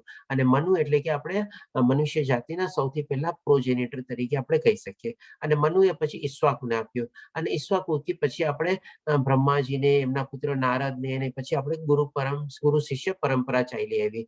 તો આ જે ગુરુ શિષ્ય પ્રણાલી જે છે એક ચેઇન સિસ્ટમ છે આખી, અને ઈ ચેઇનમાં આપણે શ્રીલા પ્રભુપાદાજીનો 32મો નંબર આવે છે. અને આખી ચેઇન સિસ્ટમની જે 32મો નંબર છે એ પણ જયારે આપણે ચોથો અધ્યાય જયારે કવર કરશું ત્યારે આખી તમને સિક્વન્સ બી આપણે એક સ્લાઇડમાં જોશું કે કેવી રીતે એમનો કેટલા બધા આગળ એમના આચાર્યને બધા થઈ ગયા છે, અને કેવી રીતે શ્રીલા પ્રભુપાદાને 32મો નંબર છે જેમણે આ Bhagavad Gita as it is આપણને આપેલી છે. તો આ રીતે એક આપણે ગુરુ શિષ્ય પ્રણાલીના પ્રમાણે અને ચેઇન સિસ્ટમ પ્રમાણે આપણે એને ફોલો કરીએ છીએ. હવે આપણે પ્રશ્ન થશે કે આપણે શું કામ એ ફોલો કરવી જોઈએ? તો આજની તારીખમાં બી ઘણી બધી ગીતાઓ છે, ઘણી બધી અલગ અલગ પબ્લિશર છે, ઘણા બધા પોતપોતાના મંતવ્ય આપેલા છે, ઘણી બધી ટીકાઓ બી થયેલી છે, ઘણી બધી ટિપ્પણીઓ બી થયેલી છે, ઘણું બધું છે. તો આપણે આ જ ભગવદ ગીતાને શું કામે ફોલો કરવી જોઈએ? તો હવે એનું રીઝન રૂપે આપણે જસ્ટ અહીંયા સ્મોલ દાખલો છે આપણી સામે કે ભાઈ આપણે માની લો નવો મોબાઈલ લીધો, સરસ મજાનો આઈફોનનો અત્યારે કેટલામો મોડેલ ચાલે છે મને ખબર નથી, કદાચ 15, 20, 25 કંઈક જે બી ચાલતો હોય. માની લો એકદમ લેટેસ્ટમાં લેટેસ્ટ આઈફોન XXX નામનો કોઈ નવો મોબાઈલ છે, આપણે લઈ આવ્યા, બહુ હાઈફાઈ મોબાઈલ લઈ આવ્યા. હવે એનું ચાર્જર આપણે ક્યાંક ભૂલી ગયા, ચાર્જર ક્યાંક ખોવાઈ ગયું, તો માર્કેટમાં આપણે ડુપ્લિકેટ ચાર્જરથી કામ ચલાવવા માટે લઈ લીધું. હવે એ જયારે ચાર્જર લઈએ અને એટલો મોંઘો મોબાઈલ હોય અને આપણે એની સાથે કનેક્ટ કરીએ તો ઘણી વાર શું છે, એક તો ચાર્જ થતા વાર ચાર્જ થાય છે, ચાલો ચાર્જ થતા વાર લાગે, બહુ ટાઈમ લે, પૂરો ચાર્જ બી ન થાય, અને ઘણી વાર તો શું ચાર્જર નેગેટિવ જે ડુપ્લિકેટ ચાર્જર છે એ બેટરીને બી ડેમેજ કરે અને આપણો ફોન એ આપણે વયો જાય, ખરાબ થઈ જાય. તો ડેફિનેટલી આવી જ રીતે જે આપણે ગુરુ શિષ્ય પરંપરા જે ભગવાન શ્રી કૃષ્ણ સમજાવે છે ચોથા અધ્યાયમાં, એ જો આપણે ડિસ્કનેક્ટ કરી દઈએ તો પછી એ આખું જ્ઞાન લુપ્ત થઈ જાય છે. એ રીતે ભગવાન શ્રી કૃષ્ણ સમજાવે છે. અને એ જ્ઞાન જયારે લુપ્ત થઈ જાય તો પછી એમાં ભેળસેળ ને બધું સરળ થઈ જાય, પોલ્યુશન થઈ જાય, એમાં ડાયલ્યુશન થઈ જાય, મિક્સિંગ થઈ જાય, અને પોતપોતાના મંતવ્યોને બધું ચાલ્યા કરે. તો હવે આ ચીજ ન થાય એના માટે એ જ કન્ટિન્યુઅસલી ચેઇન રાખવા માટે શ્રીલા પ્રભુપાદાનું જેમાં એ કન્ટિન્યુટી ચેઇનમાં જે 32મો નંબર છે એ પ્રમાણે આપણે Bhagavad Gita as it is ને આપણે એને ફોલો કરીએ છીએ કે જેથી આપણને યથાર્થ રૂપે આપણે ગીતા આપણે વાંચી શકીએ. જે ઓરિજિનલ નોલેજ હતું જે ભગવાન શ્રી કૃષ્ણ અર્જુનને આપ્યું હતું, એ નહીં કે એમાં કોઈ ભેળસેળ કે નહીં કે એમાં કોઈ ડાયલ્યુશન કે નહીં કે એમાં કોઈ મિક્સિંગ કે કાંઈ બી. તો એ જ રીતે એના જ માટે આપણે એ જ ભગવદ ગીતાને આપણે ફોલો કરીએ છીએ, એક ચેઇન સિસ્ટમ કન્ટિન્યુ રાખવા માટે અને પ્યોરિટી જાળવવા માટે. તો હવે આપણે જોઈએ કે આપણે જે શરૂ કરશું આજે પહેલા અધ્યાયથી કે ભાઈ ગીતા એક વિશાળ ગ્રંથ છે, ગીતાના વ્યવસ્થિત અભ્યાસમાં લગભગ 1 વર્ષનો સમય લાગી જાય. હવે 18 અધ્યાયમાં આપણે પૂરું કમ્પ્લીટ કરી શકતા નથી. તો હવે આપણે શું શું કવર કરશું કે ભાઈ તેથી આ મૂળભૂત અભ્યાસક્રમમાં અમે કૃષ્ણ અને અર્જુનના વચ્ચેના વિચારોનો પ્રવાહ પર ધ્યાન કેન્દ્રિત છે. એટલે કે જે ફ્લો ઓફ થોટ પ્રોસેસ છે ને અર્જુન અને ભગવાન શ્રી કૃષ્ણ વચ્ચે, એને આપણે ટોટલી સરસ રીતે કવર કરશું 18 દિવસમાં. અને ડેફિનેટલી આપણો બીજો એક ઉદ્દેશ્ય છે કે ભાઈ આપણે એડવાન્સ લેવલ માટે આપણે પ્રિપેર થઈએ. આજે બેઝિક લેવલ જે છે 18 દિવસનો 18 અધ્યાય કમ્પ્લીટ કરવાનો, જસ્ટ પ્રિલિમિનરી આપણે કહી શકીએ લેવલ 1. એવી જ રીતે ઇસ્કોનના અત્યારે લેવલ 2, લેવલ 3, લેવલ 4 બી ચાલી રહ્યા છે. એ બધા માટે બી આપણે પ્રિપેરેશન આપણે થઈ શકીએ કે ભાઈ ચાલો હવે એક લેવલ આપણે કરી લીધું, ઘણી વાર આપણે 2-3 વાર રિપીટ બી કરી લીધું, હવે આપણે લેવલ 2 માં જોઈન કરીએ, અથવા તો રિપીટ બી કરતા રહીએ લેવલ 1 અને સાથે સાથે લેવલ 2 માં બી આપણે જોડાતા રહીએ. આજે બી ઘણા બધા ભક્તોગણ છે જે અત્યારે બીજી, ત્રીજી, ચોથી વાર આપણે રિપીટ કરી રહ્યા છે. તો ડેફિનેટલી હું એમનો આભારી બી છું, અને આપનું પણ જ્ઞાન બધાને આપણને સરસ રીતે આપણો જે પાયો જે છે ને એકદમ સ્ટ્રોંગ થતો રહે. તો આ બે મેઇન ઉદ્દેશ્ય આપણે, એક આપણે થોટ પ્રોસેસ કવર કરશું અને ડેફિનેટલી આપણે એડવાન્સ લેવલ માટે આપણી જાતને તૈયાર કરશું. તો હવે આપણે મેઇન શરૂ થાય છે કે ભાઈ ભગવદ ગીતાનો આપણે પહેલા આપણે ઉદ્ભવ સ્થાન જાણી લઈએ કે ભાઈ ઉદ્ભવ સ્થાન કેવી રીતે ક્યાં થયું. જ્યારે અર્જુન ભગવાન શ્રી કૃષ્ણને કહે છે 21મા શ્લોકમાં કે તમે મારો રથ રણભૂમિની વચ્ચોવચ લઈને જાઓ કે જેથી કરીને હું જોવા માંગુ છું કે કોણ મારી સામે લડવા આવ્યા છે અને મારે કોની સામે લડવું છે. હવે જેમ હોય ને કે આપણે બર્ડ્સ આઈ વ્યૂ ટાઈપનું એક લેવાનું હોય આપણે, કે ભાઈ જેમ કે માની લો એક એક્ઝામ્પલ લઈએ કે કોઈ જગ્યાએ ભૂકંપ આવ્યો અથવા પૂર આવ્યું કે કાંઈ, તો જે મોટા મોટા પોલિટિશિયન બધા શું હોય કે ભાઈ હેલિકોપ્ટરમાં જાય અને આખી જગ્યાનો મુઆવજો કરે, નિરીક્ષણ કરે કે ભાઈ કેટલું નુકસાન પહોંચ્યું છે, કેટલા ક્ષતિગ્રસ્ત થયા છે, કેટલા ફેમિલીને અફેક્ટેડ છે ને બધું એવી રીતે. તો એવી જ રીતે જ્યારે આ મોટી જે રણભૂમિ હતી એમાં અર્જુન ભગવાન શ્રી કૃષ્ણને કહે છે કે તમે મારો રથ યુદ્ધ ભૂમિની વચ્ચોવચ લઈને જાઓ, કુરુક્ષેત્ર મેદાનના વચ્ચોવચ લઈને જાઓ, જેથી કરીને બંને સેનાને જમણી અને ડાબી બાજુ જોઈ શકું કે મારી તરફ કોણ લડવા રેડી છે અને મારે કોની સામે લડવાનું રેડી છે. હવે એ ટાઈમમાં જ્યારે વચ્ચોવચ પહોંચી જાય છે અને આખું યુદ્ધ ભૂમિનું નિરીક્ષણ કરે છે અને ત્યારે પોતે કરુણાથી ભરાઈ જાય છે અને ભગવાન શ્રી કૃષ્ણની શરણાગતિ રહે છે, ત્યારે આપણે કહી શકીએ કે ભગવદ્ ગીતાનું ઉદ્ભવ સ્થાન આપણે આ રીતે છે, કુરુક્ષેત્રનું મેદાન. અને આ રીતે જ્યારે અર્જુન કહે છે એ રીતે. તો ધીસ ઇઝ ધ ઉદ્ભવ સ્થાન or the origin of the Bhagavad Gita, જે આપણે 21મા શ્લોકમાં આપણે કહી શકીએ. હવે આપણે અહીંયા મેઇન શરૂ થશે પહેલો અધ્યાય, જેનું નામ છે આપણે અર્જુન વિષાદ યુદ્ધ અથવા તો અર્જુનનો વિલાપ યુદ્ધ. આપણે જોશું કે અર્જુનને શું શું વિલાપ થાય છે, કેવી રીતે થાય છે, ક્યાં ક્યાં કારણો હોય છે. તો હવે આ એક યુદ્ધ ભૂમિ રણભૂમિની વચ્ચોવચ ભગવાન શ્રી કૃષ્ણ રથ લાવીને રાખી મૂક્યો અર્જુનનો. હવે એ યુદ્ધ ભૂમિને ત્યારે 3 જણ જોવા વાળા હતા. સૌ પ્રથમ તો અહીંયા મિડલ પિક્ચરમાં અર્જુનનો ફોટો છે, જે રોઈ રહ્યો છે અને આંખમાંથી અશ્રુઓ નીકળી રહ્યા છે. અને પછી આ બાજુ જે છે ધૃતરાષ્ટ્ર અને આ બાજુ છે દુર્યોધન. હવે આ બધા રણભૂમિને જોઈ બધાનો સમજવાનો અને જોવાનો દ્રષ્ટિકોણ બધાનો અલગ અલગ હતો. હવે જો પેલો અધ્યાયને આપણે સમરી રીતે લેવી હોય ને તો આ એક જ સ્લાઇડમાં આખો અધ્યાય કવર થઈ જાય છે કે ભાઈ એક જ યુદ્ધ ભૂમિને બધા લોકો જોવે છે, પણ બધાનો જોવાનો દ્રષ્ટિકોણ અલગ હતો, બધાનો સમજવાનો દ્રષ્ટિકોણ હતો અને બધાને પોતાનો રિએક્શન એટલે કે પોતાની પ્રતિક્રિયા કેવી રીતે આપી એ પણ બધાની અલગ અલગ હતી. હવે આને જો આપણે સમજવું હોય ને તો આપણે એક જસ્ટ એક્ઝામ્પલ લઈએ કે હંમેશા કોઈ બી એક ચીજને આપણે દરેક બાજુથી સમજવી જોઈએ. કેને કે ભાઈ જો ચોરસ હોય તો ચારે ચાર બાજુથી જોવી જોઈએ, અથવા તો એક સિક્કો હોય તો સિક્કાને બી 2 બાજુ જોવી જોઈએ. કોઈ બી એક દ્રષ્ટિકોણથી અથવા એક આપણે જોઈએ તો એ રીતે આપણને પૂરું સમજાય બી નહીં. તો હવે આપણે જોઈએ એક એક જણના દ્રષ્ટિકોણ અને કેવી રીતે પોતાની પ્રતિક્રિયા આપી એ આપણે સમજીએ. સૌ પ્રથમ આપણે લઈશું ધૃતરાષ્ટ્રને. હવે ધૃતરાષ્ટ્ર અંધ હતો. હવે એની સામે અહીંયા છે સંજય. સંજયને દિવ્ય દ્રષ્ટિ મળેલી હતી વેદવ્યાસ મુનિ દ્વારા. વેદવ્યાસ મુનિએ એમને દિવ્ય દ્રષ્ટિ આપેલી હતી. એ દિવ્ય દ્રષ્ટિ દ્વારા એ કુરુક્ષેત્રના મેદાનમાં શું શું થઈ રહ્યું હતું એ બધું જોઈ રહ્યો હતો અને એ જોઈને અને ધૃતરાષ્ટ્રને સંભળાવી રહ્યો હતો. એટલે કે આપણે કહી શકીએ કે એક જાતની લાઈવ કોમેન્ટ્રી અથવા લાઈવ ટેલિકાસ્ટ ચાલી રહ્યું હતું સંજય દ્વારા, અને ધૃતરાષ્ટ્ર એ પ્રમાણે જોઈ અને સાંભળી રહ્યો હતો સંજયની આંખો દ્વારા અને એમના મુખેથી. હવે પહેલો જે શ્લોક છે એ આપણે જોઈએ કે ધૃતરાષ્ટ્ર ઉવાચ ધર્મક્ષેત્રે કુરુક્ષેત્રે સંવેતા યુયુત્સવ મામકા પાંડવશ્ચૈવ કિમ કુર્વત સંજય. હવે આ પહેલો શ્લોક છે ને બહુ સરસ ઇમ્પોર્ટન્ટ છે અને આ શ્લોકમાંથી આપણને ઘણું ખરું સમજવાનું છે. કારણ કે આ એક જ શ્લોક છે જે છે ધૃતરાષ્ટ્ર પોતે બોલે છે અને આ એક ઓપનિંગ શ્લોક છે ભગવદ્ ગીતાનો આપણે કહી શકીએ. કારણ કે ત્યાર પછી સંજય બધું આખું ડિસ્ક્રિપ્શન ને બધું આપે છે અને ધૃતરાષ્ટ્રને સમજાવે છે. અને આ શ્લોકમાંથી આપણને એકદમ ક્લેરિટી થઈ જાય છે કે ધૃતરાષ્ટ્ર જ આપણે યુદ્ધનો મેઇન કારણ હતું. આપણે જો એ ચાહત તો રાજા તરીકે ઘણું બધું કરી શકતો હતો, એના હાથમાં ઘણા બધા પાવર્સ હતા, પોતાના દીકરાને રોકી શકતો હતો, પણ તેમ છતાં એને આપણે યુદ્ધ થવા દીધું. અને મેઇન જો આપણે કહીએ ને કે ભાઈ જો અટકાવવાળું જે ફેક્ટર હતું તો એ ધૃતરાષ્ટ્ર હતો, પણ એનું પ્રમાણે ન સમજ્યો અને એને પોતાના પાવરને યુઝ ન કર્યા અને પોતે બી ઇનડાયરેક્ટલી આપણે કહી શકીએ એવી ચાહતો હતો કે ભાઈ આ યુદ્ધ થાય. હવે કેવી રીતે આ શ્લોકમાં જ આપણને ક્લિયર થઈ જાય છે. તો આ શ્લોકને આપણે સમજીએ. ધર્મ ક્ષેત્ર એટલે કે ભાઈ જ્યાં ધર્મ જે છે અને જ્યાં જે જગ્યા હતું એટલે કે જ્યાં ભગવાન શ્રી કૃષ્ણ હતા અને ધર્મ અને અધર્મ વચ્ચેનું યુદ્ધ હતું, એટલા માટે એ જગ્યાને આપણે ધર્મ ક્ષેત્ર તરીકે કહીએ છીએ. કુરુક્ષેત્ર એટલે કે ડેફિનેટલી જગ્યાનું નામ છે. સમવેતા એટલે બધા ભેગા થયેલા. ભેગા કોણ કોણ થયા હતા તો કે પાંડવ અને કૌરવોની સેના. યુયોત્સવ એટલે કે ફાઇટિંગ કરવા માટે અથવા યુદ્ધ કરવા માટે. હવે આ જે છે આ આપણે ત્રીજું અને ચોથું ચરણ જે શ્લોકનું મામકા પાંડવશ્ચૈવ, આમાંથી એકદમ આપણને ક્લેરિટી થઈ જાય છે કે ધૃતરાષ્ટ્ર જ આ યુદ્ધનું કારણ હતું, આપણે સમજી શકીએ.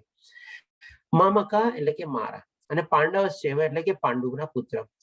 હવે જ્યારે પાંડુનું નિધન થઈ ગયું, હવે ધૃતરાષ્ટ્ર અને પાંડુ બંને સગા ભાઈઓ હતા.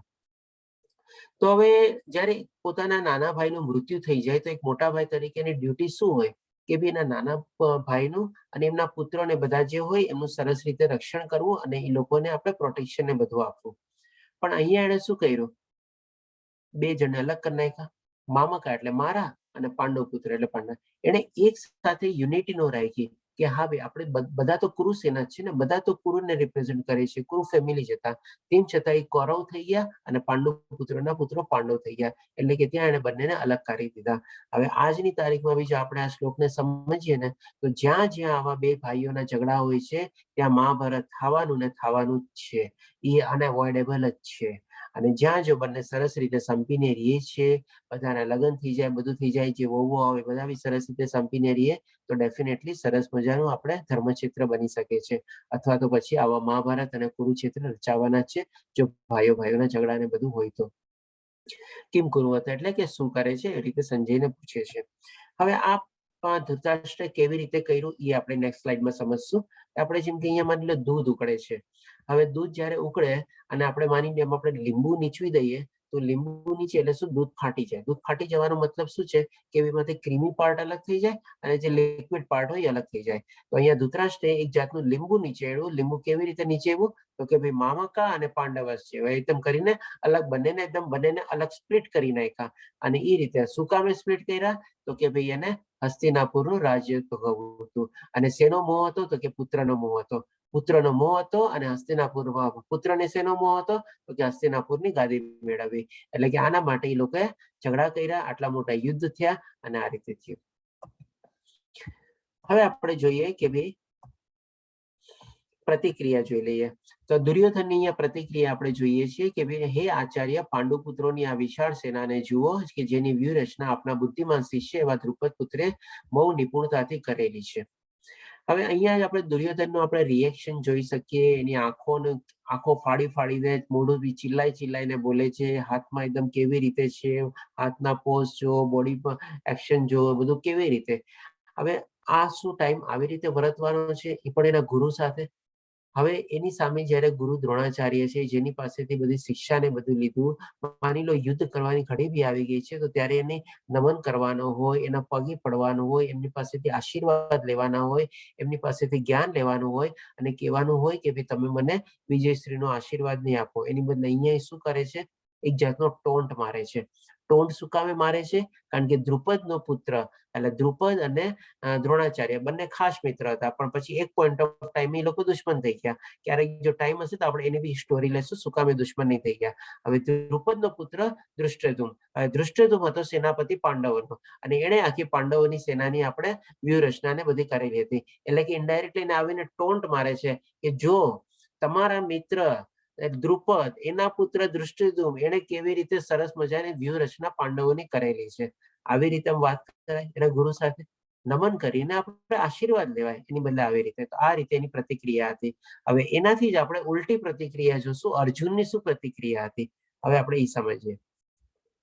ત્યાર પછી આપણે શું છે 19મા શ્લોકમાં પહેલા સમજી લઈએ. આમ આકાશ તથા પૃથ્વી પર પ્રતિધ્વનિ થતા આ વિભિન્ન ગગનભેદી શંખોના નાદે ધૃતરાષ્ટ્રના પુત્રોના હૃદયોને વિદીર્ણ કર્યા. હવે એ ટાઈપના જમાનામાં શું છે, જેમ કે આપણે યુદ્ધ બી થતું ને તો બહુ એક મોટી ઇવેન્ટ ગણાતી. જેમ આજે શું છે કે ભાઈ કોઈના લગ્ન થતા હોય ને વરઘોડો નીકળે તો વરઘોડામાં શું બધા નાચ ગાન કરે, વાજિંત્રો વગાડે, બેન્ડ વાગે, નગારા વાગે ને બધું વાગે. તો એ ટાઈમમાં બી જયારે યુદ્ધ ને એવું બધું થતું તો બધા આવી રીતે બેન્ડ બાજા થતા, નગારા વાગતા અને બધા પોતપોતાના શંખનાદ કરતા.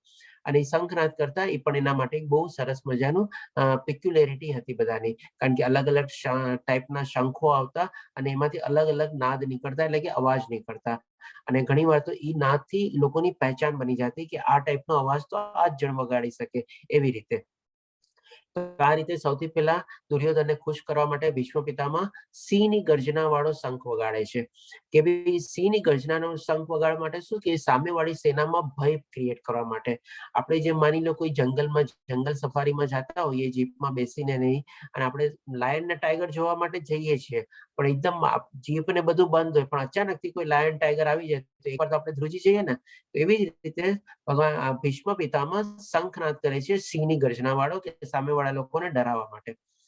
અને આ બાજુ પાંડવની સેનાવાળા તરફથી સૌપ્રથમ ભગવાન શ્રી કૃષ્ણ પંચજન્ય નામનો શંખ વગાડે છે, પછી અર્જુન દેવદંત નામનો શંખ વગાડે છે, યુધિષ્ઠિર અનંત વિજય નામનો શંખ વગાડે છે, ભીમ પૌંડ્ર નામનો શંખ વગાડે છે, નકુલ અને સહદેવ સુઘોષા અને મણિપુષ્પકા નામનો શંખ વગાડે છે, અને એ બધાનો અલગ અલગ નાદ થાય છે.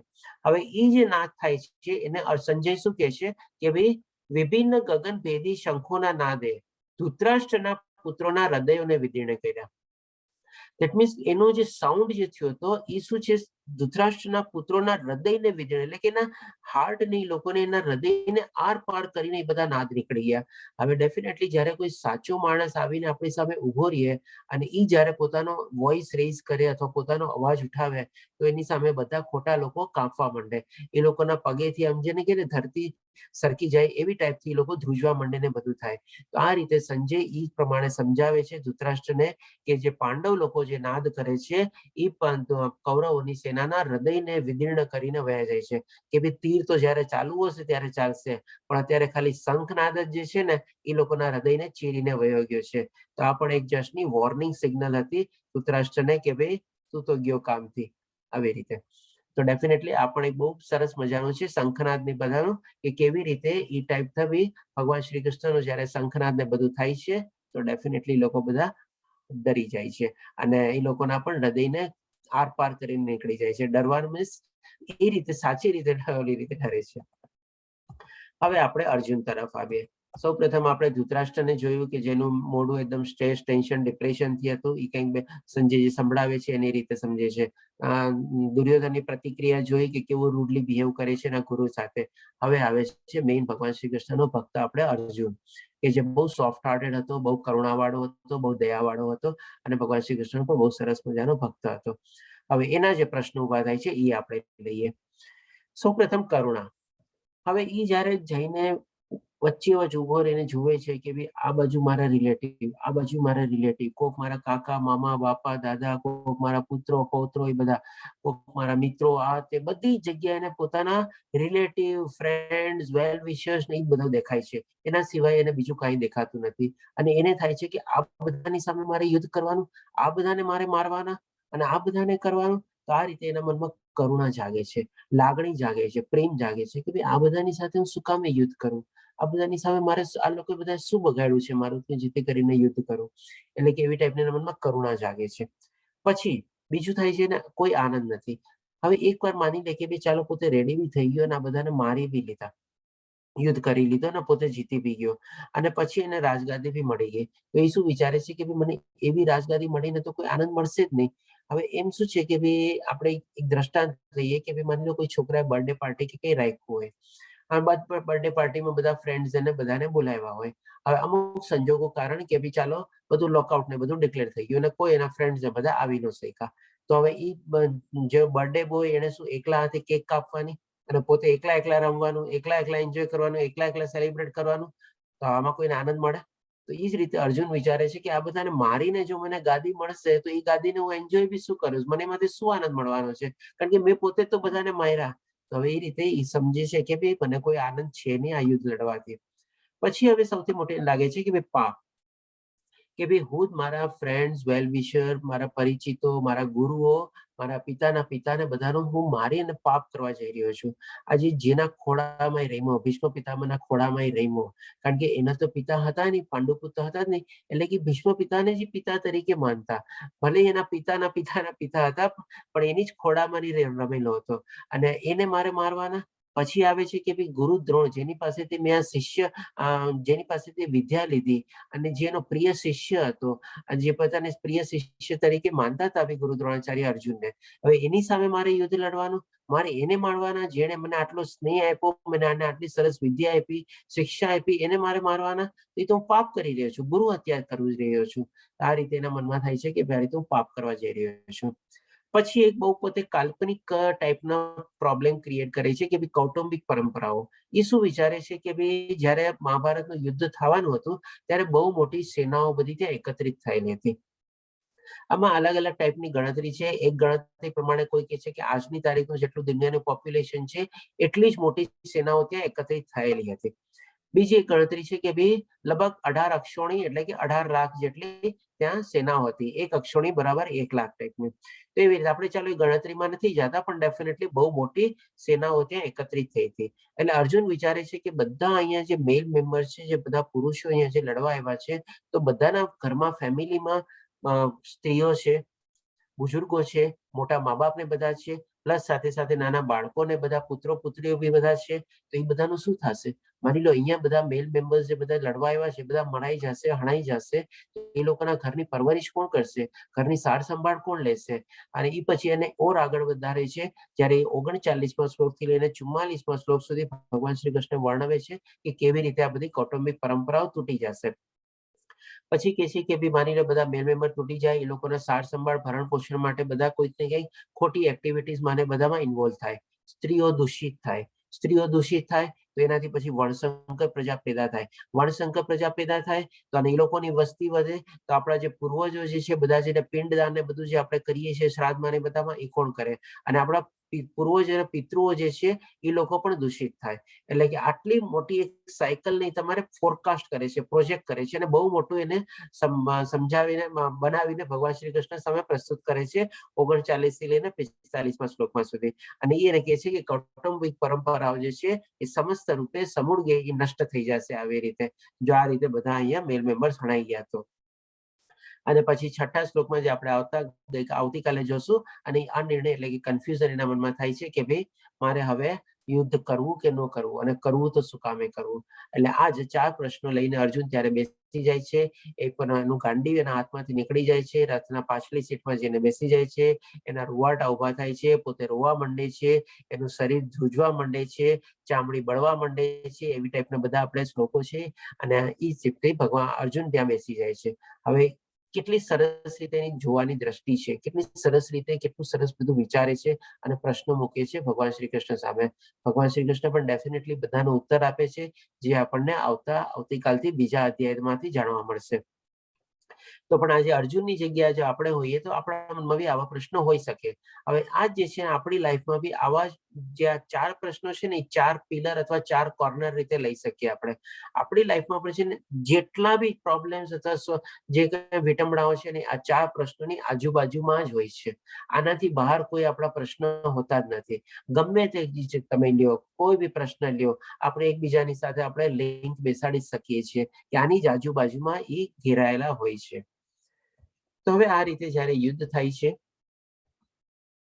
હવે આપણે જોઈએ કે ભાઈ ટાઈમ થઈ ગયો છે, બધા છેલ્લી સ્લાઇડ જ છે, આપણે લઈ લઈએ પછી. હવે આ શું છે આપણે કે ભાઈ આમાં લગભગ 9 કારણ આપણે જોશું કે ભાઈ જેના દ્વારા આ અર્જુન યુદ્ધ જીતી શક્યો હતો.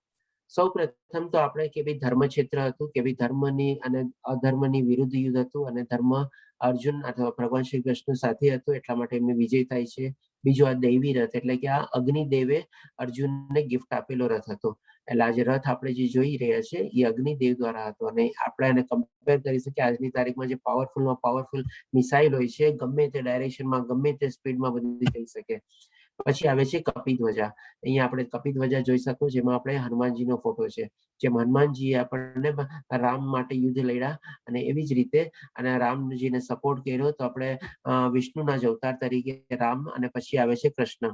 તો એ જ રીતે આપણે હનુમાનજીની પણ શક્તિ અને જ્ઞાન અર્જુનને પ્રદાન થયું, અને એવી રીતે યુદ્ધ લડ્યા. પછી આવે છે શંખનાદ, જે આપણે ઓલરેડી સમજી ગયા. પછી આવે છે ગાંડીવ, એટલે કે અર્જુનના હાથમાં જે ગાંડીવ હતું એ ઇન્દ્ર ભગવાનની દેન હતી. હવે આ ગાંડીવ આપણે કહી શકીએ કે આજની તારીખમાં જે બધી AK-47 ને બધી મોટી મોટી હાઈ બધી જે હોય છે ને, એના કરતા એક સાથે મલ્ટિપલ ગોળીને બધું છૂટી શકે એવી ટાઈપનું બધું, એટલું બધું પાવરફુલ ધનુષ ની બધું હતું એની અર્જુન પાસે.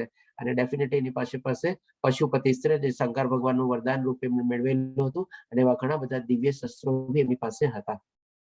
પછી ત્યક્ત જીવિતા. તો 9મા અને 10મા શ્લોકમાં જ્યારે દુર્યોધન બોલે છે કે ભાઈ જો આ બધાની સામે મારી સેના એવી છે કે જેમાં ઘણા લોકો મારા માટે મરવા રેડી છે, અથવા તો પોતાનું લોહી આપવા રેડી છે.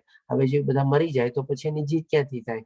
અને હજી એક બીજું બોલે છે કે ભાઈ મારા તરફ જે સેના છે જે છે એ ભીષ્મ દ્વારા સુરક્ષિત છે, કે જે હારવાને લાયક નથી અને સામેવાળાની સેના ભીમ દ્વારા સુરક્ષિત છે જે જીતવાને લાયક છે. એટલે કેવા કોન્ટ્રાડિક્ટરી વર્ડ બોલે છે. એટલે કે ત્યક્ત જીવિતાનું મિનિંગ એમ છે, બહુ નાનું રીઝન છે, પણ કે ભાઈ આપણે જે ઘણીવાર નો ચાહતા હોય ને એ આપણે બોલીએ છીએ એવી રીતે. જેમ કે એક એક્ઝામ્પલ લઈએ, એક મધર એની છોકરાને કહે કે બેટા જ્યારે પાર્કમાં રમવા જતો હોય, બેટા ધ્યાનથી રમજે, પડતો નહીં, પગ નહીં ભાંગતો, લોહી નહીં કાઢતો. એની માતા શું ચાહે છે કે એનો છોકરો પડે, પગ ભાંગે, લોહી નીકળે? પણ ના, પણ એ બોલવાથી નીકળે જ છે. તો આવી જ રીતે બી આપણે ખ્યાલ રાખવો જોઈએ કે જે આપણે નથી ચાહતા એ કોઈ દી બોલવું ન જોઈએ આપણે. તો એક તક જીવિતા જે છે આ દુર્યોધન 2 શ્લોકમાં બોલે છે, બહુ નાનું રીઝન છે. અને મોક્ષદા એટલે કે એ દિવસે મોક્ષદા એકાદશી હતી, એટલે કે ઓસ્પિશિયસ ડે હતો. અને ઓસ્પિશિયસ ડે હંમેશા ધર્મની સાથે જ હોય. મોક્ષદા એકાદશી ને ભાગ્યલક્ષ્મી એટલે કે ફોર્ચ્યુન, એટલે કે આપણે જ્યાં ભગવાન શ્રી કૃષ્ણ સાથે હોય ત્યાં બધું જ સાથે રહેવાનું છે. અને ઋષિકેશ એટલે ભગવાન શ્રી કૃષ્ણ પોતે જ્યારે હતા, એટલે કે અર્જુનની સાથે હતા. તો આ બધા રીઝન એક આપણે સમરાઇઝ કરેલા છે કે જેના દ્વારા આપણે અર્જુનની આ જે યુદ્ધ લડાણું એમાં જીત થઈ. હવે આપણે અહીંયા પહેલો અધ્યાય કમ્પ્લીટ થાય છે. આ બધા નાના નાના અલગ પાર્ટમાં ડિવાઈડ કરેલા છે, શ્લોક વાઇઝ નહીં. આપણે બધાને આનું પીડીએફ પ્રેઝન્ટેશન ને મળી જશે અને રેકોર્ડિંગ બી થાય છે અને મળી જશે. હવે કોઈને પ્રશ્ન હોય તો આપણે લઈ શકીએ છીએ. કુશલ પ્રભુજીએ પોતાનો હેન્ડ રેઝ કરેલો છે. યસ કુશલ પ્રભુજી. હરે કૃષ્ણ. હરે કૃષ્ણ પ્રભુજી.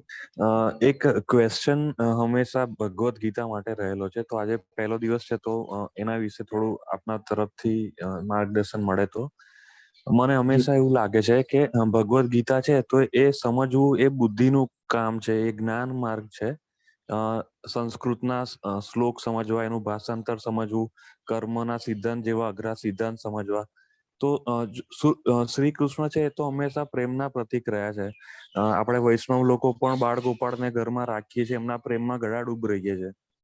તો શું એ પ્રેમથી જ ના મળી શકે? શા માટે આ બધું અઘરી વસ્તુ સમજવી અને બુદ્ધિથી કામ લેવું?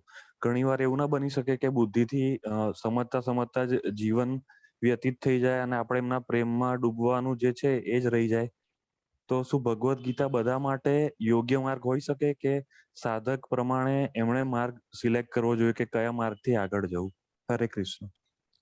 હરે કૃષ્ણ કુશલ પ્રભુજી, તમારો પ્રશ્ન બહુ જ સરસ છે અને પહેલે દિવસે તમે આટલો અઘરો પ્રશ્ન પૂછ્યો એના માટે ધન્યવાદ. એની ચાલો આપણે આનો આન્સર બી લઈ લઈએ. તો સૌપ્રથમ તો તમારી વાત સાચી છે કે ગીતા એક વારમાં સમજાય નહીં. એ મેં પણ આપને કીધું અને આપે પણ એમાં એગ્રી થાવ છો. તો ગીતાને આપણે વારંવાર પઠન કરવું જોઈએ. હવે બીજું તમારું હતું કે ભાઈ આપણે સંસ્કૃત ઘણીવાર આપણને વાંચવું અઘરું પડે, ન સમજાતું હોય. તો ડેફિનેટલી આપણે કોઈ બી ચીજને સમજવી હોય તો જરૂરી નથી કે આપણે જેમ કે અત્યારે સંસ્કૃત સમજવું જોઈએ તો જ આપણે ભગવદ્ ગીતા સમજ્યા અથવા એનું જ્ઞાન મેળવી શકીએ. આજે આપણે જેમ કે માની લો આપણે ફિઝિક્સ, કેમેસ્ટ્રી કંઈ ભણતા હોઈએ, એ તો ઇંગ્લિશ લેંગ્વેજમાં છે. તો શું તમે ઇંગ્લિશ લેંગ્વેજ જાણી લીધી તો તમને ફિઝિક્સ, કેમેસ્ટ્રી બી સમજાઈ ગયું? Definitely not. ફિઝિક્સ, કેમેસ્ટ્રી સમજવા માટે તમારે એ પ્રમાણે ભણવું પડે અને એ પ્રમાણે જ્ઞાન મેળવવું પડે. હોઈ શકે પણ બીજી લેંગ્વેજમાં ને તમારી જે ભાષામાં સમજાતું એમાં અનુવાદ તમને મળી જાય તો તમે એને સમજી શકો. જરૂરી નથી કે ઇંગ્લિશ વાંચવું આપણે તો જ આપણને ફિઝિક્સ, કેમેસ્ટ્રી સમજાય. એવી જ રીતે જરૂરી નથી કે આપણને સંસ્કૃત આવડવું જ જોઈએ અને જાણતા જોઈએ તો જ આપણને ભગવદ્ ગીતા સમજાય. આજે એનો અનુવાદ ને બધું આપણને મળે છે અને આપણે એને સમજી શકીએ છીએ. આ બેથી તમારી લિટરલી લાઇટર સાઈડમાં ક્વેશ્ચન. પણ જે તમારો મેઇન પાર્ટ છે ક્વેશ્ચનનો કે ભાઈ આપણે એમાંથી એ જ સમજવી જરૂરી છે તો જ આપણે શું પ્રેમ અને ભક્તિભાવમાં જોડાઈ શકીએ. તો એ આપણો મેઇન પ્રશ્ન છે, મને લાગે છે ત્યાં સુધી. તો હવે એને આપણે વધારે સરસ રીતે ક્લિયર કરીએ. તો ડેફિનેટલી ભગવદ્ ગીતામાંથી આપણને જ્ઞાન યોગ, ભક્તિ યોગ અને કર્મયોગ 3 ચીજનું જ્ઞાન મળે છે. અને ભગવાન શ્રી કૃષ્ણ આપણને આખા 18 અધ્યાયમાંથી 6 અધ્યાય કહી શકીએ આપણે 7 થી 12 આપણે ટોટલી ભક્તિ યોગ ઉપર ડિવોટેડ છે આપણે. એનું જ જ્ઞાન આપણને વારંવાર અમને બહુ સરસ રીતે ભગવાન શ્રી કૃષ્ણ આપેલું છે. પણ હવે આ ચીજ એવી છે ને કે ભક્તિ બી આપણે જયારે કરીએ ને ત્યારે આપણને થોડું ઘણું જ્ઞાન બી જરૂરી છે. અને એ જ્ઞાન આપણને મેળવવું બી આપણે કરતા રહીએ ને તો આપણી ભક્તિ માર્ગમાં છે ને સહાયરૂપ થઈ શકે, કમ્પ્લિમેન્ટરી અને સપ્લિમેન્ટરી તરીકે થઈ શકે. એવું નથી કહેતું કે આપણે ટોટલી પેલા જ્ઞાની બનવાનું કે ભાઈ વેદો વાંચો, ઉપનિષદ વાંચો, બધું વાંચો, તમે પૂરેપૂરા જ્ઞાની અને પંડિત બનો. પછી આપણે કર્મયોગને બી પૂરું સમજીએ કે ભાઈ આપણે નિષ્કામ કર્મ કેવી રીતે કરવું, અકર્મ કેવી રીતે વધારવા, વિકર્મને કેવી રીતે એવોઇડ કરવા અને કેવી રીતે આપણે સકામ કર્મને કોઈ દી ગણવા જ નહીં. આ બધું બી હું નથી કહેતો. પણ જ્યારે આપણે બધી ચીજો કરેલી હોય ને ત્યારે આપણે જ્યારે ભક્તિ માર્ગમાં જ્યારે આપણે આગળ વધીએ ને, નો ડાઉટ પ્રાયોરિટી આપણી ભક્તિ માર્ગ જ છે, પણ ભક્તિ માર્ગમાંથી આગળ વધવા માટે છે ને આ બધી ચીજ આપણને સહાયરૂપ બને છે. એક જાતનું આપણે કહીએ કે એક્સિલેટર રૂપ બને છે. એક જાતનું આપણે ફર્સ્ટ ગિયરમાંથી ફોર્થ ગિયરમાં ગાડી ચલાવીએ તો ડેફિનેટલી આપણે કેટલા જલ્દી અને સ્પીડ રૂપી પહોંચી શકીએ. તો આ બધી ચીજ આપણે જ્ઞાન યોગ અને કર્મયોગનું જો જ્ઞાન આપણે થોડું થોડું એમાં ભક્તિ યોગમાં એડ કરીને આપણે મિલાવતા રહીએ અને એ રીતે આપણે આગળ વધતા રહીએ તો આપણી ભક્તિ માર્ગ છે ને આપણે બહુ સરસ રીતે આપણે ફોર્થ ગિયર ફિફ્થ ગિયરમાં આપણી ગાડી ભાગી શકે છે. એટલા માટે થોડું ઘણું લેવું જરૂરી છે. એમ નથી કે આપણે ટોટલીમાં પંડિત બનવાનું છે, પણ ડેફિનેટલી ભક્તિ યોગ કરવું જરૂરી છે. અલ્ટિમેટલી એસેન્સ જ છે જે તમે કીધું એ પ્રમાણે કે ભાઈ એ તો પ્રેમનું પ્રતીક છે. બાળ ગોપાલના રૂપમાં આપણે ભગવાન શ્રી કૃષ્ણની ભક્તિ કરતા હોઈએ છીએ, સેવા કરતા હોઈએ છીએ, પૂજા કરતા હોઈએ છીએ, અર્ચના કરતા હોઈએ છીએ, બધું કરતા હોઈએ છીએ. પણ આ બધી ચીજ જેમાં ઉમેરાય ને તો આપણને સહાયરૂપ થઈ શકે. અને બીજો બેનિફિટ શું છે ખબર છે તમારે? કે આપણે ભક્તિ માર્ગમાં આપણે લાગેલા હોઈએ પણ આપણે આ બધી ચીજનું જ્ઞાન એકદમ જ ન હોય ને તો ઘણીવાર આપણી સામેથી છે ને એવા ફોર્સીસ આવે છે ને, પર્ટિક્યુલરલી આ કલયુગમાં એવા બધા ફોર્સીસ આવવાને છે ને આપણને બહુ ડિસ્કરેજ અને ડિમોટિવેટ કરે. આ બધું શું કરે છે? આનો શું મતલબ છે? આમાંથી તો કઈ નથી મળવાનું, આ બધા આમ છે. એટલે આપણને છે ને ઈ ત્યારે આપણને જો જ્ઞાન ન હોય ને અને કર્મયોગનું બી જ્ઞાન ન હોય ને ત્યારે આપણે તરત ને તરત આપણે એમાંથી લપસી જઈએ, આપણો રસ્તો આખો ફંટાઈ જાય. તો ઈ જો જ્ઞાન આપણે મેળવેલું હોય ને તો પછી આપણો ભક્તિમાં આપણે એની સામે આપણો આર્ગ્યુમેન્ટ પુટ કરી શકીએ, આપણે એને લોજિકલી સમજાવી શકીએ, આપણે એને સરસ રીતે એની પણ દોરવણી કરી શકીએ. કારણ કે એ તો ઉલટા માર્ગે છે કે ના ભાઈ આ ચીજ આવી રીતે આમ છે તો તું કહેશે આવી રીતે આ ફ્લોસ છે. તો આ જો આપણે કરી શકીએ તો આપણી ભક્તિ માર્ગ આપણો દ્રઢ બી થાય અને આપણે સરસ રીતે આપણે એને આગળ બી વધી શકીએ, આપણી સ્પીડ બી બહુ વધે. આઈ હોપ કુશલ પ્રભુજી મેં તમારો સેટિસ્ફેક્ટરી જવાબ આપ્યો. જી પ્રભુજી, હરે કૃષ્ણ. હરે કૃષ્ણ. બીજા કોઈ પ્રશ્ન?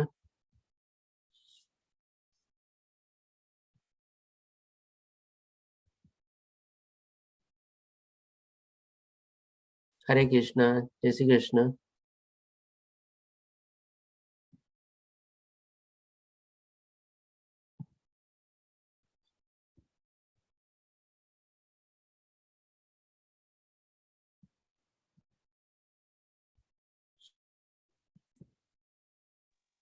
કૃષલ પ્રભુજી નો હાથ રેસ છે. હરે કૃષ્ણ. હા, કૃષલ પ્રભુજી.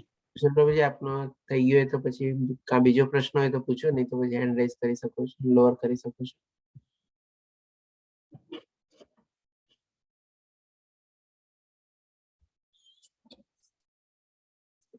શ્રેયા માતાજી આપનો પ્રશ્ન. હરે કૃષ્ણ માતાજી, આપ પૂછી શકો છો પ્રશ્ન.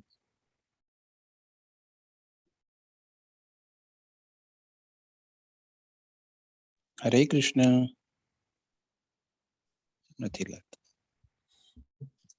અચ્છા, બીજી એક જાહેરાત હતી. આપ લોકોમાંથી કોઈને શ્લોકા પઠન કરવું હોય તો આપણે ડેફિનેટલી આપણે કાલથી શરૂ કરી શકીએ છીએ. આજે ફર્સ્ટ ડે આપણી પાસે કોઈ અવેલેબિલિટી નહોતી એટલે આપણે નહોતું લીધું.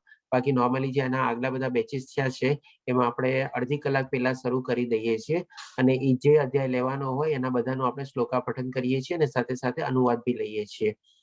તો આપણી પાસે અત્યારે અનુવાદ લેવા માટે છે એક બે જણ અવેલેબલ, પણ શ્લોકા પઠન માટે કોઈ છે નહીં. તો જો આપ લોકોમાંથી કોઈ બી શ્લોકા પઠનમાં એક્સપર્ટ હો અથવા તો થોડું ઘણું બી આવડતું હોય તો એ લઈ શકે છે શ્લોકા પઠન. તો કોઈની ઈચ્છા હોય તો દર્શાવી શકો છો. હરે કૃષ્ણ પ્રભુજી, જણાવજો પ્રભુજી અનુવાદ માટે તો પછી શ્લોક લેતા હોય. હા, શ્લોકા માટે કોઈ રેડી થઈ જાય તો પછી આપણે અનુવાદ માટે તો છે જ રેડી. હા હા પ્રભુજી.